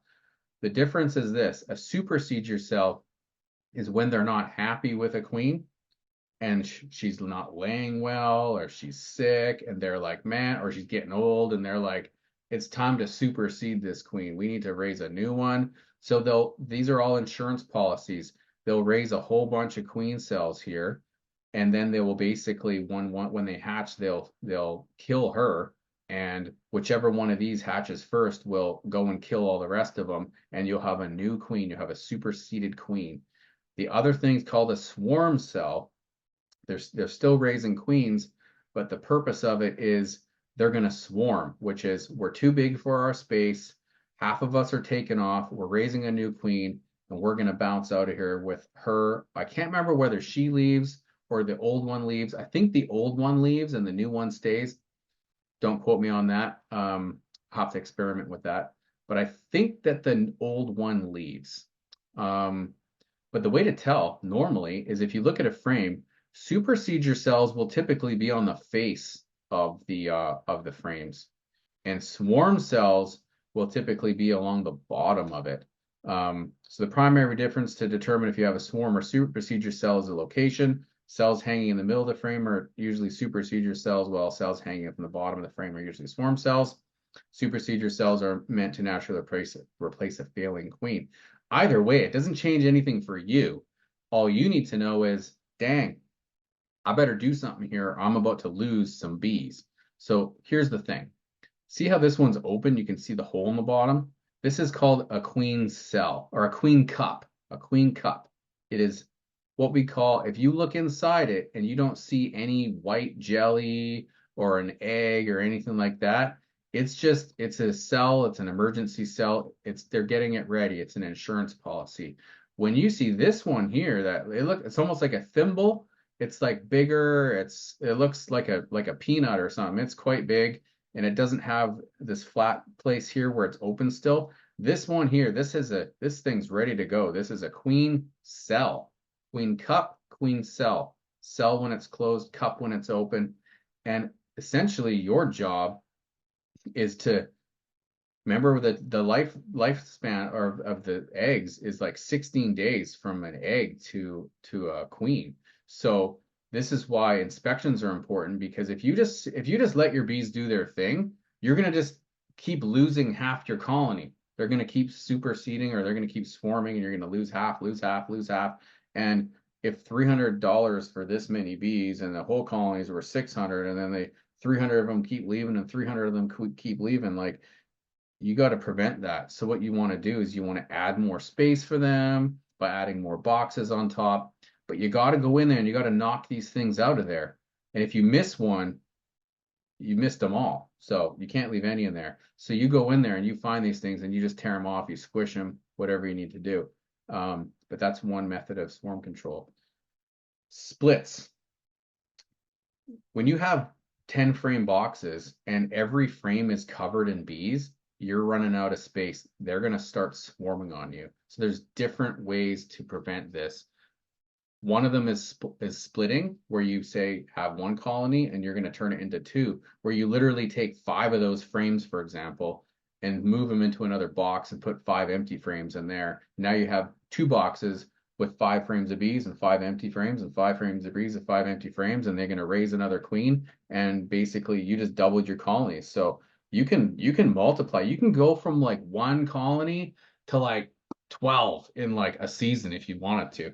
It's pretty cool. But essentially how they raise a queen is they will take an egg that's like 1 or 2 days old and they will start feeding it royal jelly. So it's another, it's another thing that they create with their enzymes and stuff. But essentially they are like, we need a new queen. So they'll pick a cell that has some new eggs in it, and they will feed it royal jelly, and that is what makes a queen, because the egg is no different. There's no queen egg or there's either female eggs or male eggs. Basically a fertilized egg or an unfertilized egg, male or female, and they will go in here, and every egg that a queen lays is a fertilized egg. So she's laying, she will lay drones as well, but they will take a fertilized egg and they will feed it royal jelly and they will make queens out of that. So what you can do to do a split is you can actually take a frame that has some fresh eggs on it, stick it in another box with some bees, and they will realize pretty quick that they're queenless, and they will start feeding those eggs royal jelly, and they will raise another queen. So that's what we call a walkaway split. We'll talk about that after.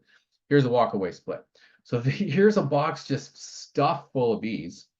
You could literally find your queen, set her aside, take a few frames of eggs and larvae, move them over here, take a couple frames of honey, take a frame of pollen, take some bees, shake them in here, and put the lids on and walk away. And the one side that has the queen, they're just going to keep going. They're thankful they have more space all of a sudden. And this box now has 5 frames of eggs, and they're going to say, man, we need a queen. They're going to raise one, and in 16 days you have a queen, and then she'll go and get mated, go for a mating flight, come back, and she'll start laying eggs, and boom, you got 2 colonies just like that.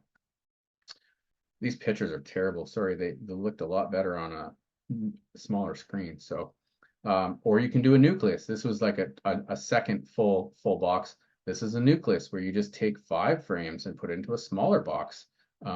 You can sell that on Marketplace for $350. Boom, so that's a way to make some cash. But I just keep growing my colonies. I've never sold anything. Or there's something called a Damari split, where you split it, but you keep it to itself. So what you have is, say this was your box that was just full of bees. It's overflowing. You can actually just ignore this box here. You can actually put a second box on top with a screen, and you bring those frames that you were just going to put in the other box, you bring them up here.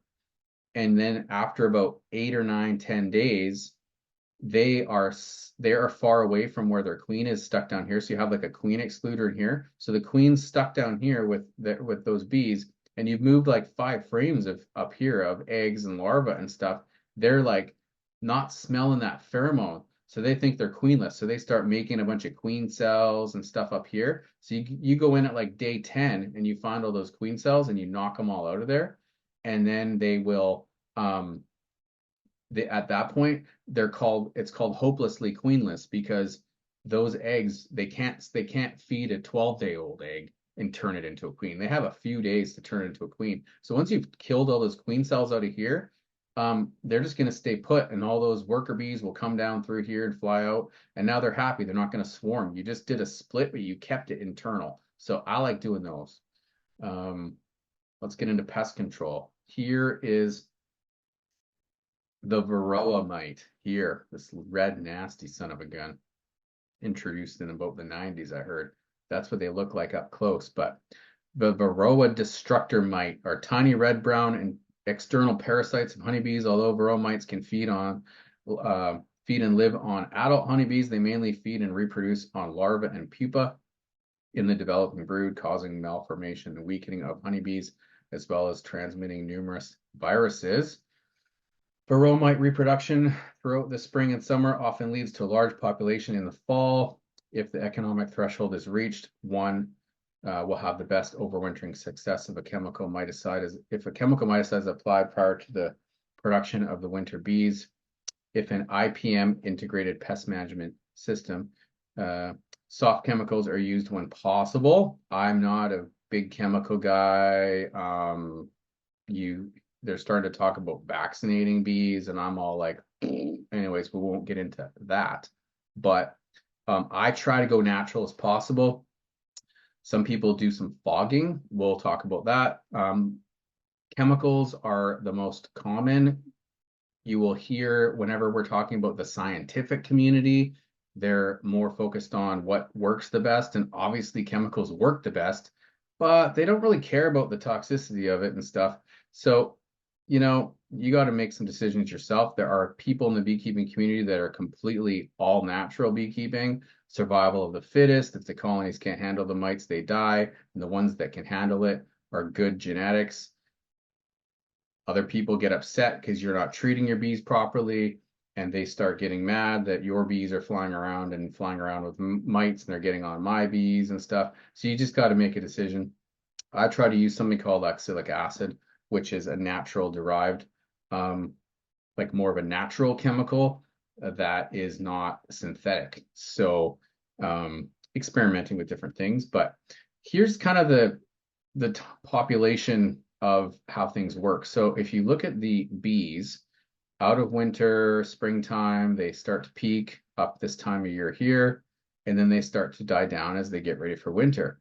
The mites, they start out low and they start climbing towards summertime. And there's this time of year where this happens here, where the mite population is increasing at the same time that the bee population is going down. So if you don't take care of your mites, what can often happen is this will kill just like so many bees, right? So you want to actually, a lot of mite, the idea with mite treatment is, instead of waiting till you have mites and then trying to kill them with chemicals, is introducing some techniques to kill them off before they grow, so that this curve stays down here and then goes like this. And then that way you'll have a little bit of mites and a little bit of bees, rather than a lot of mites and a little bit of bees. So that can help. Number one's prevention. So there's preventing and then there's treating. So prevention, cultural controls include the use of screened bottom boards, like I talked about, mite trapping in drone frames. So what that is you can actually buy these green plastic frames that have bigger cells, which are the drone cells. They're a little bigger. And because they like those ones better, you don't need a ton of drones. You need some drones in your colony, but you can actually stick a frame in that it's all drone comb, and it'll just, once it gets capped, it's like most of those are filled with mites. So then you take that out, frame out, and you put it in the freezer, and you basically just took out you trapped a ton of mites and you took them out and froze them, and you knocked them out that way. The screen bottom boards, all the dead ones fall, they stick to your screened oiled board, and you can knock them out that way. So you're actually you're actually reducing the mites without actually treating them with anything yet.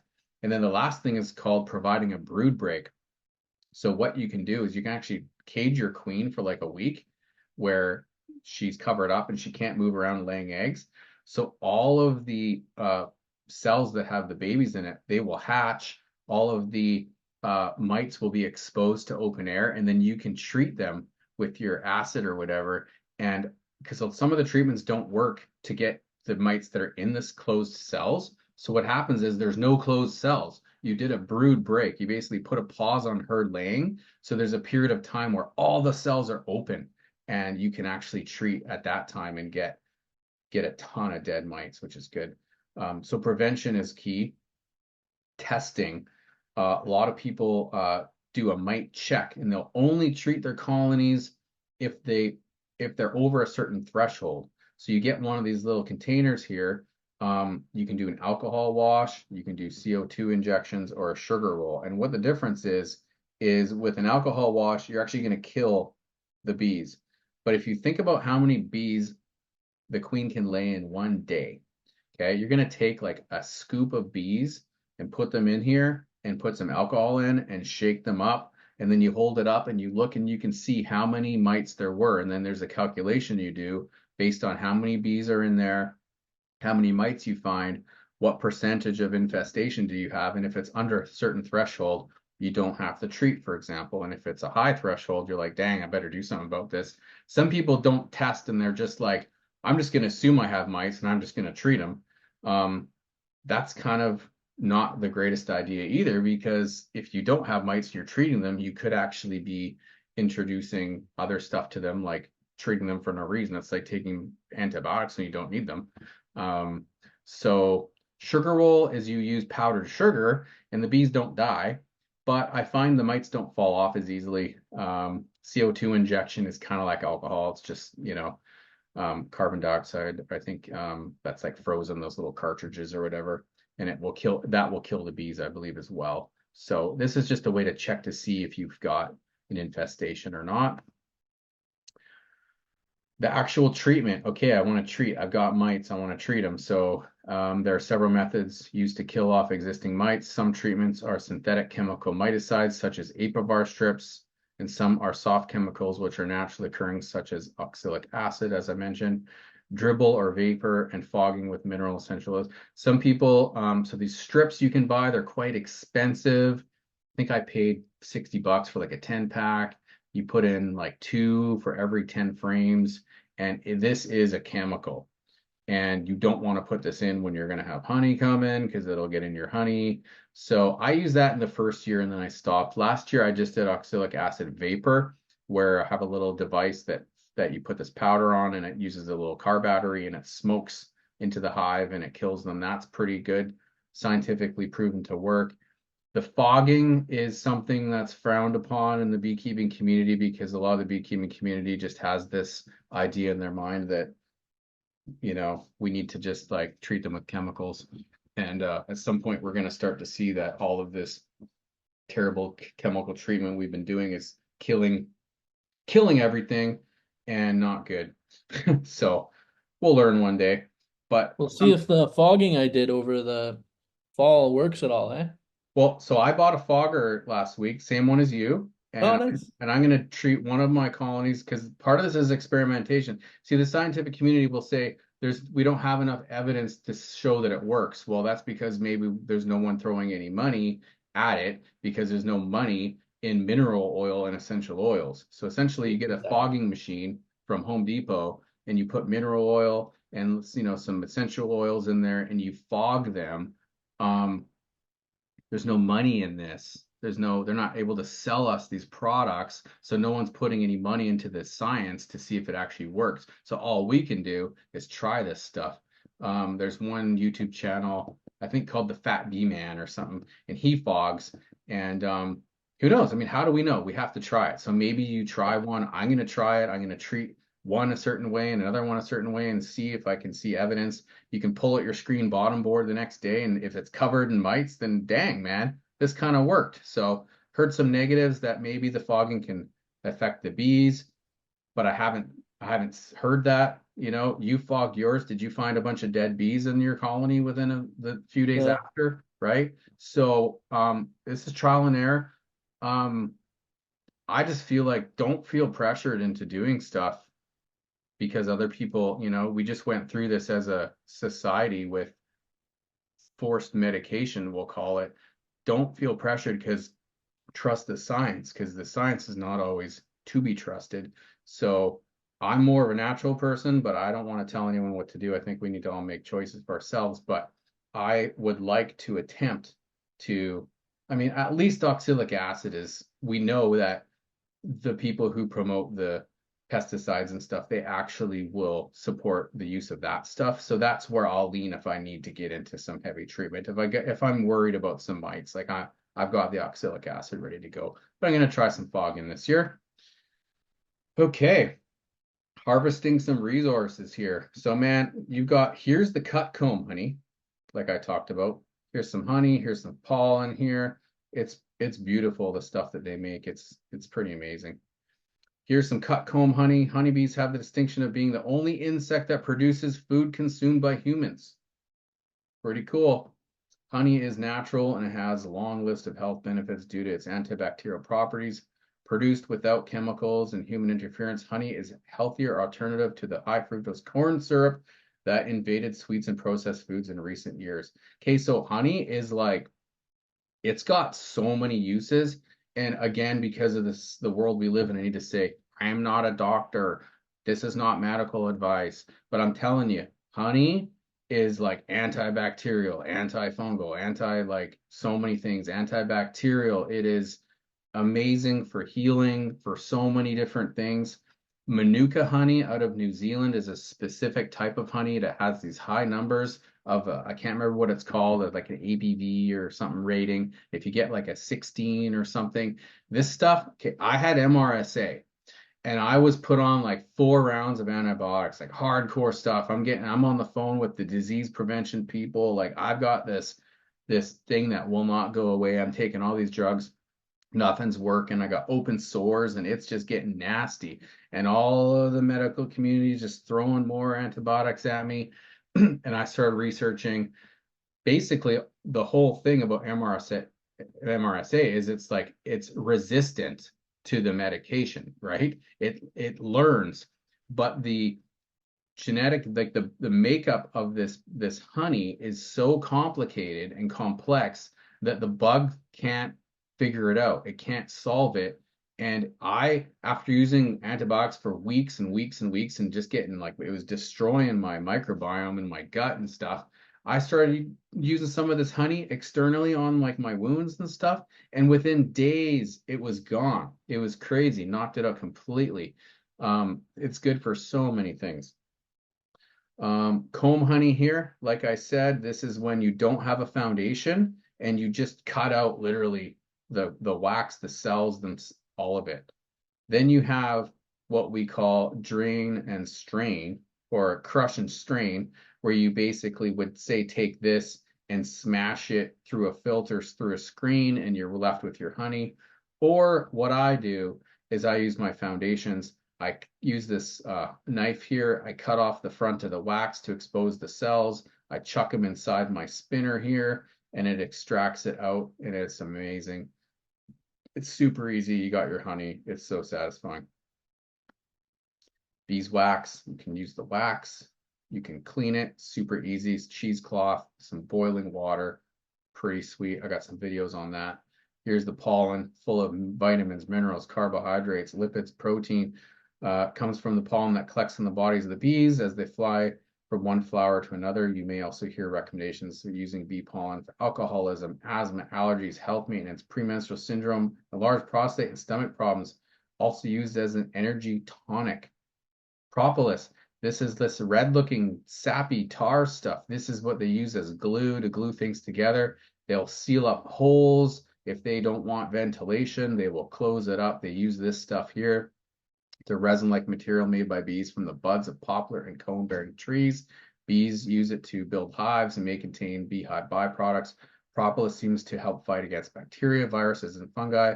May also have anti-inflammatory effects and help skin heal. So there's so many things like in the products themselves, the wax, the propolis, the royal jelly. This is the stuff they feed the queen. This stuff is like deadly good for you.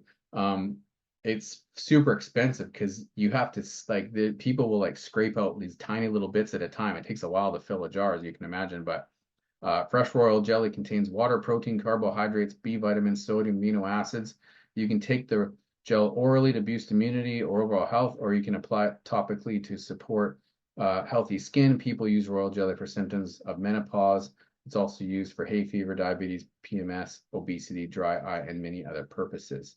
So they also are using bee stings called apitherapy to treat things like MS, multiple sclerosis, where They actually are stinging people like on the back of their neck. It causes blood to flow. If you have a bad joint, arthritis, you get a sting on there. It's loosening up. It's bringing blood in.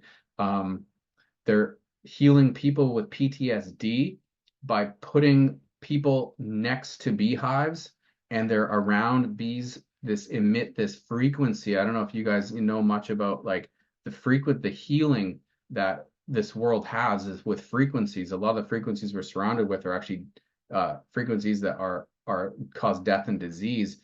And bee frequencies are like a healing frequency. So people are being healed from PTSD by being near beehives. And you'll actually notice when you're working with your bees, you will feel this peace that you can't explain. It's amazing. People are putting pipes from beehives onto face masks, and they're actually breathing in whatever the air is inside of these beehives, and they're healing respiratory illnesses with it. There are people building bee beds where they have a beehive that's in like a bed, and because bees regulate their temperature, they keep this certain temperature all the time, and they're buzzing. So there's that light, that sound that you to help you go to sleep. There's the frequency they're emitting for the healing and stuff. So like it's pretty, there's so many things about these creatures that are just amazing. So review of beginner beekeeping tips. Join a local beekeeping group. That's number one. That's the best thing you can do. Follow beekeeping Facebook groups, get a mentor, watch some videos on YouTube, be patient and expect losses, never stop learning, don't be intimidated. Everyone's here to help. Beekeepers are some of the most amazing people. You'll kind of notice like bees choose us. Most beekeepers you'll meet are like super nice people. They're the kind of people that when you meet them, you're like, man, I just trust you. You're just good people. There's a certain type of person that's just attracted to these. They say beekeepers live longer too. Maybe it's because of the frequency they emit, the peace that you get. I mean, people say the same thing about gardening. They get in their garden and they just have this peace and stuff. So yeah. So Q&A. Let's get into it here in a second. I'm going to have a link here in the chat I'll put at the end with some resources I put together for you guys. If you guys want to subscribe to my channel, I'll put a link in there. I just started it. It's just for fun. I'm just being goofy. I'm going to start posting some beekeeping videos and stuff.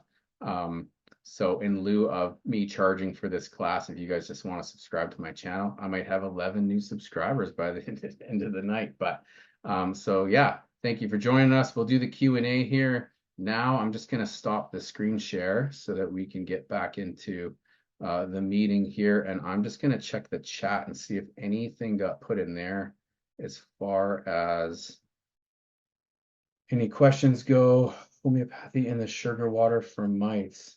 Okay, so Julia, you're asking basically, do we add anything to the sugar water for? No, not that I know of.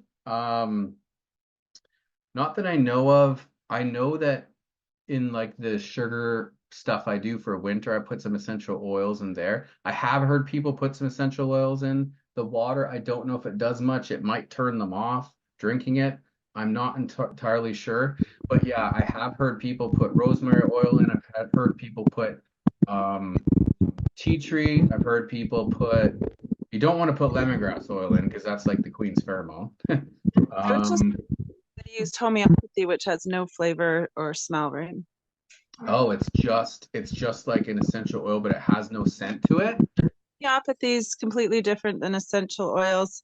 It works Okay. on frequencies. It's really good for kids. Like maybe you used it with your kids for teething. You get those teething tablets that are Yeah. homeopathic. You've heard of homeopathic. Oh yeah. I just didn't know what it meant, but yeah. Homeopathy on bees, that's all. Cool. Try it out. Tell us if it works. We'll have to give it a shot.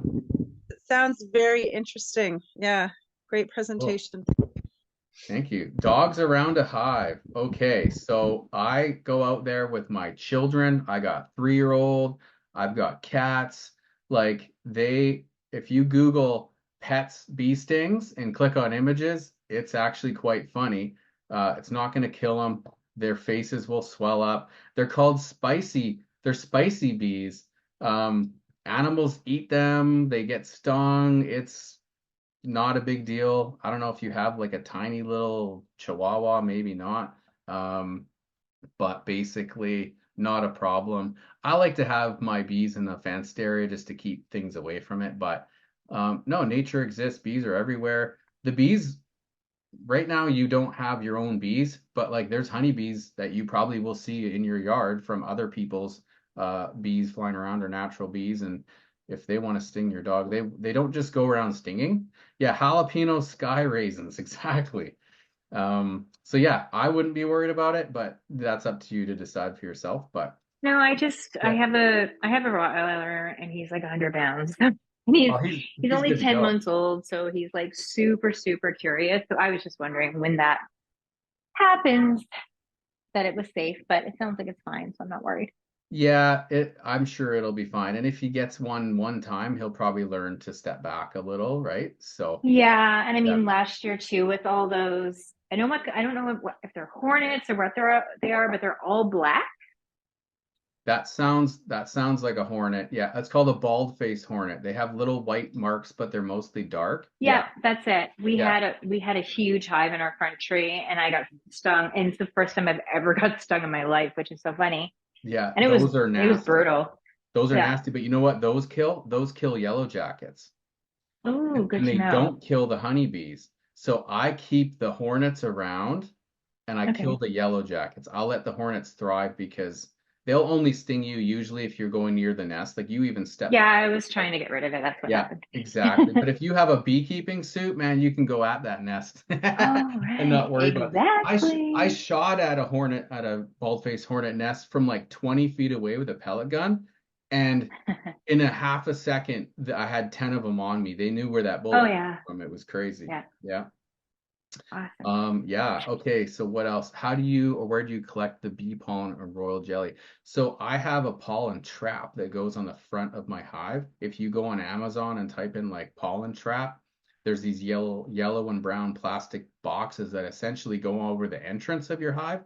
And when the bees fly into the entrance, they have to crawl through a little hole and it knocks the pollen off their legs into the little box and it collects it for you. You only want to have that on for like a day or even a few hours. I don't even recommend leaving it on for a day, but you want to really limit how much you steal from them because they need it. And you only want to do that on like a super strong colony. You don't want to really stop them from growing. But if you have a colony that's just thriving and there's just pollen coming in like crazy, you can steal some. Royal jelly, you're probably not going to harvest your own. The people that harvest royal jelly, like that's their job. They literally sit there and scoop with a little tool all the jelly out of like they actually will raise queen cells, like frames full of cells, and they'll just scoop it out and sell it. For royal jelly, just go buy it. You can just buy it already made. It's not worth your time. You're not going to be able to collect enough of it. But the pollen and the honey, absolutely. So So the royal, I had missed some parts because I did put the kids to bed, but um, the royal jelly is in the queen cell only. yeah. Okay. If you Google, if you go on YouTube and type in royal jelly harvesting, you'll see some videos of people scooping it out. I have a bunch more questions too, Jeff. Keep them coming. Yeah, I missed a part. I was kind of listening to the sugar part when I was putting the kids to bed, but is that when do you feed the bees? Like So extra? in the spring before the nectar, like right next week when the weather starts to get nice and you take off all your winter stuff and you're ready to get going, you're going to feed them 1-to-1, 1 part sugar, granulated sugar, 1 part water. That's the spring feed. That will encourage them to start building out some comb. It'll start getting them to raise some babies. You want to get some pollen patties in there, and that way you'll have your carbohydrates and your sugar and your protein for them, and that will encourage them to get going to raise the babies and get building up because otherwise because right now they're waiting until the nectar flow comes and that might not be for another 2 months or something, right? Or a month or whatever, right? So around You do that here, one time? You uh, just do that I one time? keep it going. So Oh, I'll keep feeding them as long as they're taking it. When they okay. don't need it anymore, they'll stop eating it. So you can actually you can tell when they don't need it because they'll just stop eating. They'll just you'll go check on it and it won't go down at all. Just use cane sugar and water. White granulated white. Literally use like Yeah. Roger white sugar. Rogers, Okay. yeah, straight up. With some warm water, and then it will dissolve properly. Otherwise, it'll separate. If you don't mix it properly, all of a sudden it'll you'll see all the sugar at the bottom, and you'll see all the water at the top. So you make sure it mixes really well. Okay. And then fall is 2 to 1, 2 times the sugar, because you want less water in there. And you can review this recording. I'm probably going to post it on YouTube too. And then winter is when you do like the candy boards and the fondant, and you don't want water in there, it'll freeze. So you basically eliminate the water. So you just might want to go back and watch that Yeah. one. Okay. Yeah.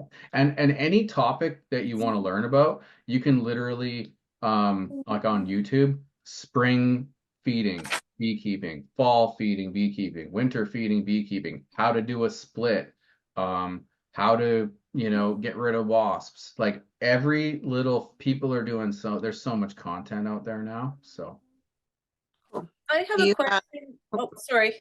I'll wait. I'll let other people talk. yeah, we'll jump around. Go ahead, Shelley. I just have one question. I missed the little piece about essential oils. What was that all about?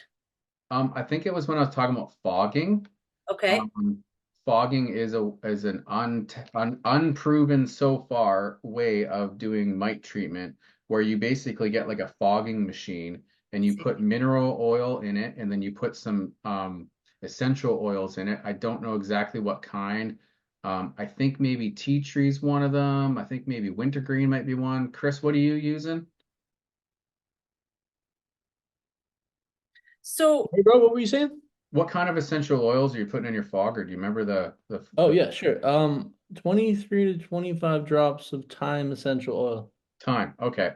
So a question about my concern about that is it's not proven yet, but my concern is that if you diffuse the hot oils, and thyme is one of those, I believe, around your pets, you can do a lot of damage around your pets. That does a lot of damage to your pets. So my concern would be, now we're fogging the bees with a little bit of essential oil in there. Is that going to affect them the same way it would affect a pet? I don't think so. For example, like, the I would have oxalic to- acid, when I do the oxalic acid vapor, Yeah. I'm wearing a friggin' chemical mask, because if I breathe it, it'll kill me. And Yeah. it's not killing them. So Right.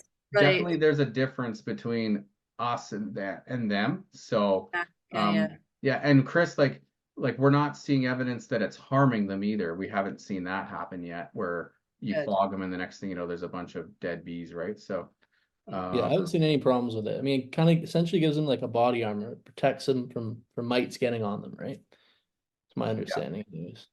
But I learned this from a First Nation guy down the street, right? He taught me all this stuff before he left. we know what I like to do. I like to go old school, and I just got this book from like 1965, an old bee culture book from like I believe in the old wisdom. I think we were smarter back in the day. I think we've gotten dumb. So I actually don't care what a lot of the modern people have to say. I like to see what the old guys have to say. But yeah, the one thing that the fogging doesn't do is it will not kill the mites inside the capped cells. It will only kill the mites Right. on the external of the bees. So doing a brood break where you're not allowing her to lay for that week, so that there are no closed cells, that's a really good thing. So when you're going to do your fogging, Chris, we should go in a week ahead and get your queen blocked off and see if we can, do that, right? So yeah. Great. So good, so helpful to have you just living down the street. Pretty handy, eh? Just give them the odd deer and Of course. This is the book I just bought you here, Chris. So I recommend you guys check sweet. this out. Go on Amazon, and it's called the Beekeeping Journal. And I was just taking notes on scrap paper, but what it is basically, when you go in to do your inspection, it'll say like, what's the weather condition? What colony number is it? What's the temperament? What's the population? Is it a good brood pattern? Are there eggs? Is there larvae? What kind of honey do we have? Do we have mites? Do we have ants? Do we have moths? Do we have beetles? the best thing you can do is keep track of stuff, because this is how you learn. Next, you have a colony fail and you're like, I'm gonna go in there and see what we did with number 3. Oh man, it started declining in April. Or this is the best way to learn, is to keep a journal. What's flowing? March 15th is when the maples come out. Oh, the blackberries started on August 3rd. You start to know what's going on, and then next year you like have this wisdom, right, where you can take that information and run with it and learn from it. So yeah. The other thing I was saying with essential oils is I put a few drops of it into my mixture when I'm making my winter candy boards. I do some essential oils, some apple cider vinegar, sugar, and water, and mix it all in together. I got a recipe online. The internet's got it all. I'm just going to jump over to Ryan real quick with his question, Nona, and then I'll get back to you. Do you leave honey over winter or supplement? And if so, how much do you gauge? So I heard that you're supposed to leave the bees with like 80 to 100 pounds of honey. Okay. Now, that's fine and dandy, but that's a lot of honey that we're kind of like greedy, right? We want to take as much of it as we can. Ideally, oh, thank you, Gordon.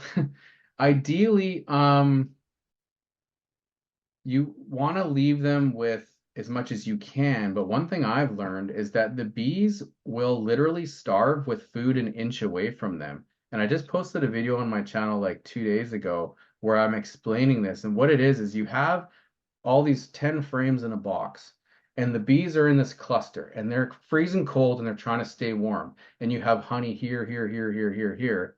And they're like, have you ever been hungover in bed or had a flu and you're so thirsty and the sink is like 6 feet away, but you can't get up to get water? You're so sick feeling that you will not go, and you're just like, someone bring me water. They'll literally will die with food an inch away because they will not break their cluster to go get food. They're cold, they're freezing cold. So when you put food directly on top of them, the pollen, or sorry, the fondant, the sugar board, right above them, they'll just go up right above them and they'll eat right there. They'll move their cluster up to the food and they'll eat. They will starve with frames all around them. So even if you leave them tons of honey, it's not guaranteed. So what I do is I get all my bees, I push them down into one deep box for winter. Some people go two deep boxes into winter. I like to do one. I like to push them down into one and keep them really full. And if you watch my YouTube video, I'll actually have the food on top, and they've eaten it, all of it, in that one spot right above them, and they haven't touched any of the other food. So I'll check on them and I'll move it over and put it right on top of their heads over and over throughout the winter to make sure they're eating it. So when you extract, like, you have your deep box, and then you have like 3 honey boxes on top, and you pull off the 3 honey boxes to extract it for yourself, you should still have, maybe out of your 10 frame box at the bottom, you might have 2 frames on each side of honey still. Leave them with that. Some people will leave like 1 box full of honey on top, but what they're going to do is they're going to eat like the 2 or 3 frames right on top of them, but then all the 6 or 7 of the other frames up there, they're probably not even going to touch it. So I usually just leave them with the couple of frames in the deep bottom box of their honey, and I take the rest of it myself because I know I'm going to be feeding them my winter feed. So they're going to rely on me a little bit. Some people will just leave them with a ton of honey and not do any feeding at all, but That's then me. Yeah. they go in and you haven't fed, right, Chris, winter? No, Yeah, I feel but you left them guilty. with tons of stuff and they're all Let's see how they do. Yeah. Yeah, they're good to go, right? So so I just, I'm more like, I'm gonna feed them because I know that they're probably gonna have a better chance of survival. So For sure. if you have 2 weak colonies, kill 1 queen, combine your colonies together and have 1 strong one. 2 weak colonies, it's more likely both of them die. 1 strong colony, you're like, man, I don't want to kill a queen. Well, you can just kill all your bees instead. So you kind of have to, think about that kind of thing. So yeah. Nona. Okay, what are my other questions? Yeah, I liked the look of the horizontal boxes when I've done research before and what people have said, but there's the reviews, right? Like people that do beekeeping here, they're like, no, no, no, you got to use the vertical ones. All the people use the vertical ones.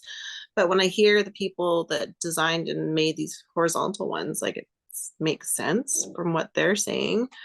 From your knowledge so far, do you have a favorite style of horizontal or like a make? And can you hunker them down like you would a vertical one, like for wind and for like security? Because you strap the vertical ones, but Yes. is there a way to like hunker down a horizontal one also? So the horizontal ones weigh a ton. I can barely even lift them. Chris, like, and I can, the two of us can't even lift it. Now we are both old men with bad backs, but they're not going anywhere. And if you look at my video that I'll post here, you can put like a latch on it with like a carabiner or a lock, and like the bears aren't getting into it. It is not going to get knocked over in the wind. It ain't going anywhere. The thing's a tank. It's a coffin with legs. Okay. Yeah. So now you can buy them. I don't know if anyone around here sells them, but if you just go on YouTube, build a horizontal hive. Mac can build one. It's 2x10s, it's 2x4s, it's a piece of scrap metal roofing, insulation. You know, it's pretty cool. I recommend everyone starts going vertical, with the vertical Langstroth, get a couple of those, get used to it. And then when you eventually get a horizontal, you can have both, or you can convert over, but you've learned from the vertical way and it's smaller and simpler. And then kind of shift over. So I'd like to eventually get all horizontal, but I got to test it. I got two empty. Don't go with a top bar, the one that doesn't have the frames. Go with the vertical length or the horizontal Langstroth, so that you can literally take frames from your vertical and go over there and put them into your horizontal. Having equipment that mixes and matches is like a no-brainer. Don't have different kinds of stuff. It's too much. It's way better. Just you're like, literally you go in your hive and you notice that it doesn't have enough pollen, and you go to another hive and it has 5 frames of pollen. You just grab a frame of pollen and bring it over and drop it in, and you're good to go. So a lot of the times when we're doing inspections, what we're actually doing is balancing hives. You know, take notes. This one has 5 frames of honey, 3 frames of pollen, 2 frames of eggs, and this one's failing in these areas. And I'll just start stealing from one and moving them all around. And you can actually like bring bees over to the other colonies, and they get along pretty good. So Yeah, I want to see if I can catch a swarm. So I was gonna get Mac to just build a box and stick it in a tree. We're like, you have trees everywhere. Half of them are dead, and you I don't don't even know. need to put them in a tree. It just helps a little getting it like 8 feet off the ground. But what you want to do is put a small entrance on there. You want to put frames that already have drawn comb, at least one. Sometimes people say put 1 frame of drawn comb in there and then leave the rest with empty frames. But you want to put the lemongrass oil in, and you want to get some propolis and put it at the entrance where the hole is, because they're going around, they're going off scent. So again, YouTube, bait bee swarm traps. That'll show you some different strategies for Yeah, I've that. watched a bunch of videos, but some of them aren't like in Canada, right? They're like way Yeah. down south in the States. So I never know if it's It's the same technique. where Yeah. But you don't have to buy Bee Commander or any, like, you can buy all the synthetic products like to try to catch swarms, but the lemongrass oil works. So and then you would just take your frames and like transfer them to your hive. yeah. Okay. And then one more thing about hives, like we're south facing, Yeah. so it's hot and we have the lake there. But if like between us and the lake, there's like a strip of bush, sort of, Yeah. but it's super, super windy. So like my thought was we should fence in our garden area and Yeah, a stick wind break. Wind is one of the worst things for them, because it'll draft up through it inside. Now, most of the colonies are pretty sealed up. You just have your little hole at the front or whatever. But yeah, I put mine between my house and my fence so that I have that natural windbreak. Chris's are in like a bit of a forested area. I like to face my entrance like southeast so that the sun hits them. Find out where the sun hits first thing in the morning at your house and where throughout the day it has the most sun, and that's usually where Well, so it's so vast. That's why I'm like, I don't know where to put them, right? Because we've got like 100 acres in front of us, and mainly it's open, but Well, there is another thing to consider is where it's handy to work on them.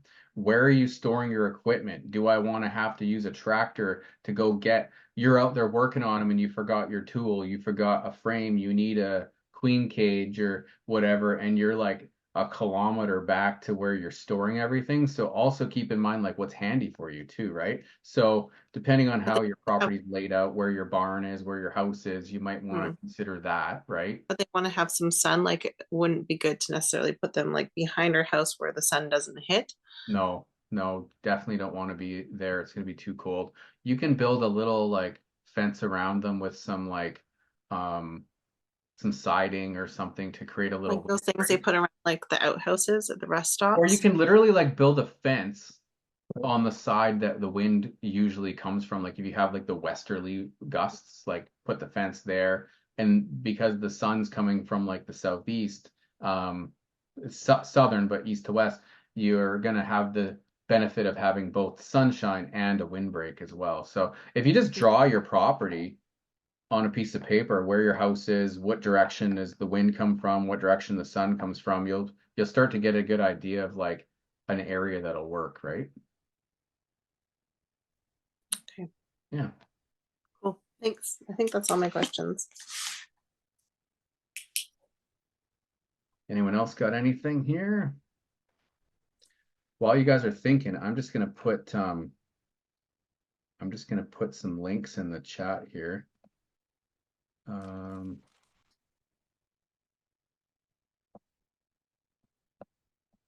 Here's the Dropbox link.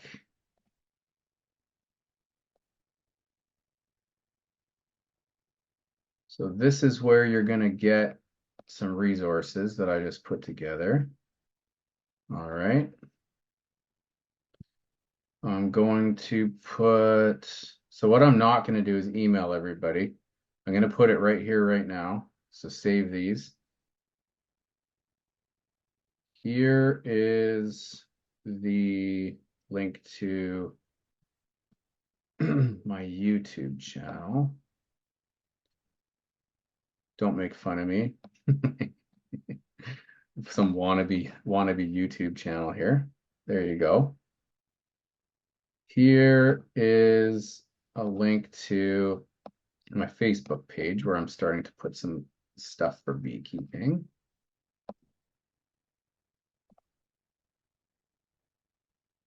Hey, I don't know if someone else wants to try the YouTube link you just posted, but it wouldn't open for me.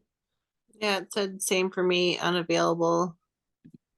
Okay, we'll try something else after then. And here is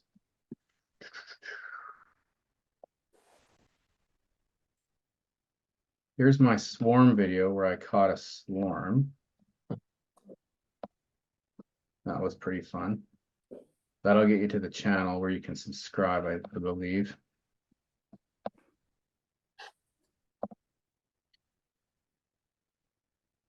Yeah, that works. That works. That one goes. Okay. I wonder why that other one's not working. It could be because it's all caps or something that sometimes messes with stuff. But yeah, go to that link and then just hit subscribe and that will get you in there. So yeah, I'm just gonna start filming when I'm doing stuff in my hives now. I'm just gonna start filming it and posting it and just having fun with it. My channel is just, it's not a beekeeping channel, but I'll probably be doing a lot of beekeeping, but just like stuff around the property or whatever I'm doing. Just I think it's just fun because these are the videos that I like to watch. So I was like, oh, I might as well film this stuff because this is how I learn. So yeah, I enjoy teaching people and stuff and sharing. So why not, right? Right on, man. Really appreciate everything. Thanks for Yeah, taking no the worries. time. Yeah. Anyone else got anything? No, I No, just that want was- to say That was great, Jeff. thank you. You get your hands sticky. Yeah, Candy, absolutely. It's so much fun. Fascinating, fascinating. It's addicting, I'll tell you. So When I had my pet store, right, Yeah. which 25 years ago, whatever, I remember getting a phone call, anything to do with pets, and people would phone the pet store for help, right? And they'd say, I've got a big swarm of bees in my tree. What do I do? Oh man, I would love to Um, I would love to get that phone call. I'll be over there so fast. It's like that's yeah, $300 with the bees just sitting there ready for the taking. yeah, It is amazing. So the cool thing when you watch this swarm video is when you get that queen, they'll literally actually I'm gonna post one more video. This isn't my channel, but it is one of the videos that got me hooked. Is this guy, he sees a huge swarm in a tree. He gets called to go collect it. He climbs Yep. up on the back of his truck and he basically finds the queen really fast. He puts her in the box and then he shakes the branch and all the bees fall onto the roof of his truck. And you literally see them all march like in a straight line. They just go, they walk straight into the freaking box. It is yeah. so cool. Yeah. Is that kind of like when you had your recycling bin that you Yes, were raising exactly. up the? Exactly. So That what was happened was amazing.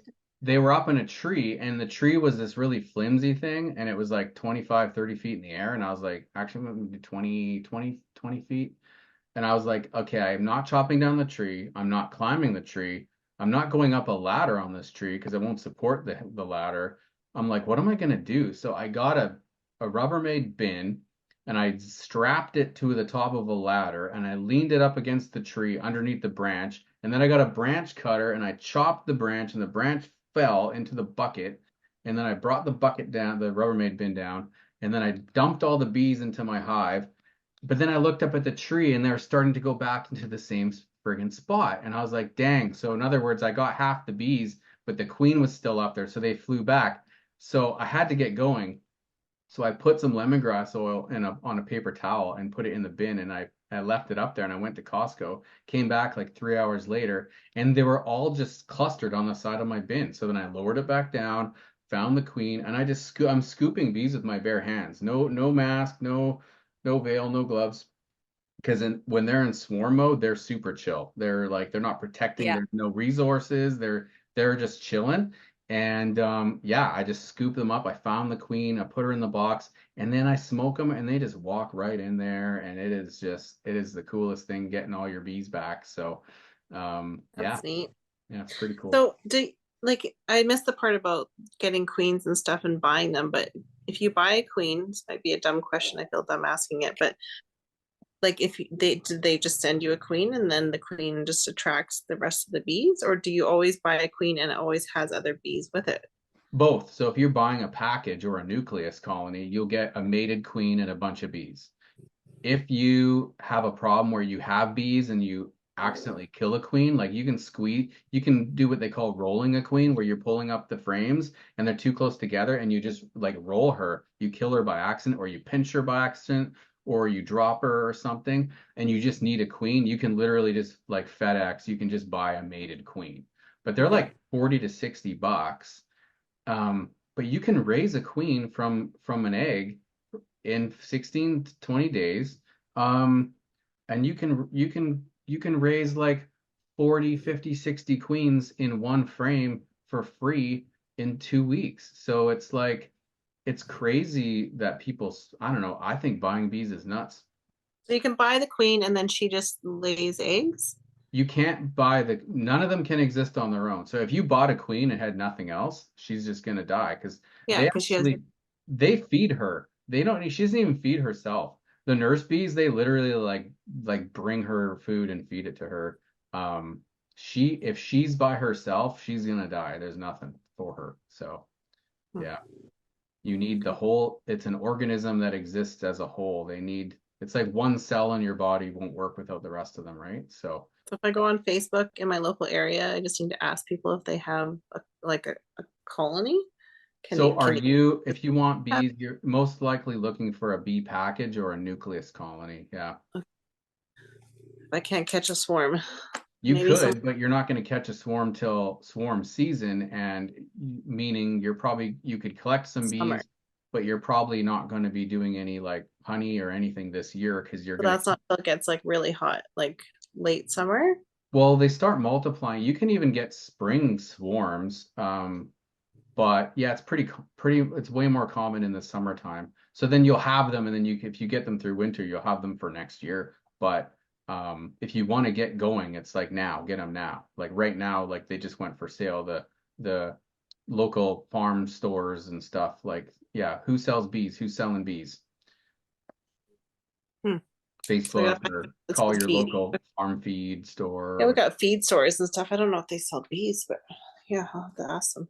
Yeah, I'm sure if you post something online, someone around you just hey, who are there any beekeepers in 100 Mile House? The next thing you know, you'll meet all your beekeepers and maybe even, Yeah, you know, I messaged some because they all like you go to the store and there's like 4 different people that sell local honey. So I yeah. messaged a few of them. Can You might sell even me? have like a bee club locally too, right? And then you just start meeting people and you can buy bees like from stores or you can just buy bees off people, you know? Yeah. Like if I start getting excess bees, I might just offer some to some friends. Like I'm probably not gonna like do anything commercial, but you know, just sell off a nucleus here and there if I get too many. Especially if I'm gonna kill a queen, I might as well sell her or give her away, right? Yeah. Cool. Well, thanks, Jeff. Yeah, no problem. You guys all good? Yeah, we're good. Awesome. Yeah, just yeah, we're building a chicken coop, I think, this weekend or soon. Nice. Gonna get our chickens going again. And yeah, Yeah, see what our thing. it all works together. Right on. Well, I might do another one of these down the road. This was pretty general. Like I covered like a little bit of everything and didn't get deep into any one specific topic, but I'll probably put out videos where I'm doing like a teaching on how to feed, um, like in the spring and how to winterize your boxes and how to like, you know, raise a queen, or I'll probably do specific videos for that. Gordon says a nuke locally to me is 185 US. Yeah, that's like 5,000 Canadian. So you're getting a good, yeah. Yeah. Yeah, it's about 300 Canadian here for one. You're probably getting the same ones too. A lot of them, or no, a local nuke is local bees. I also want to encourage people to get local stock, rather than bringing in the New Zealand bees. The climate's different. They have to get used to your climate. If you buy local bees, they're ready to go. They understand those bees are only 40 or 50 days old or 30 days old or 20 days old. So they're raised here. They're not from somewhere else, right? Like they're local bees, so they don't have to get used to the climate as much, right? So Cool. yeah. There's so many things I want to do. Oh yeah, I lay in Little bed every little night. I bit. fall asleep thinking about like, okay, what do I get to do to my bees next? I'm gonna feed them this, and I'm gonna take the insulation off, and I gotta, you know, I'm even like, I gotta figure out what Chris needs. I gotta help Chris get his bees ready. You're a worker So, bee. yeah, I'm also a drone because you know, very reproductive. I want to be the queen. With 5 kids. Yeah. Yeah, right on. Okay, guys, well, have a great night. And also, like, you know, if you guys have a question here or there, like, just call me, you know, I'm cool. Yeah. Yeah, Make more YouTube videos. I'll check out your I will. channel. Check it out. Don't make fun of me too much. I love having like someone that I know knows what they're talking about, because sometimes YouTube's overwhelming. You can go watch like 80 videos and you're like, okay, so who do I listen to? You or what? Like, Well, and like you're watching someone from like Texas, right? Or yeah, something. It's big different thing. from like it's different from the guy in Yeah. Winnipeg, right? So, Yeah. I was yeah. watching like, oh, winter gardening. Winter gardening, you can do all this stuff. And he's like, yeah, we're in Utah. I'm like, well, Oh you're man, yeah. still in Utah. Like, that's not my winter gardening. Yeah, exactly. I hear you. I've kind of weaned out some of the channels I like. Some of the stuff's pretty generic. It works no matter where you are. It's like the concept is the same. It just might be the timing's different. Like they'll be like, "Oh yeah, I'm setting a swarm trap." It's like December, and I'm like, "Hey, you're clearly living in like Yeah. Australia or something, right?" Like, Yeah. Yeah. so yeah. All That's right. awesome. Cool, guys. Well, thanks for coming out, and Hey, thanks, yeah, Jeff. keep an eye on the channel and reach out if you need anything. Yeah. Yeah, thank I'm you. Sounds good. trying to- Thanks, Jeff. See you guys. Bye. Yeah.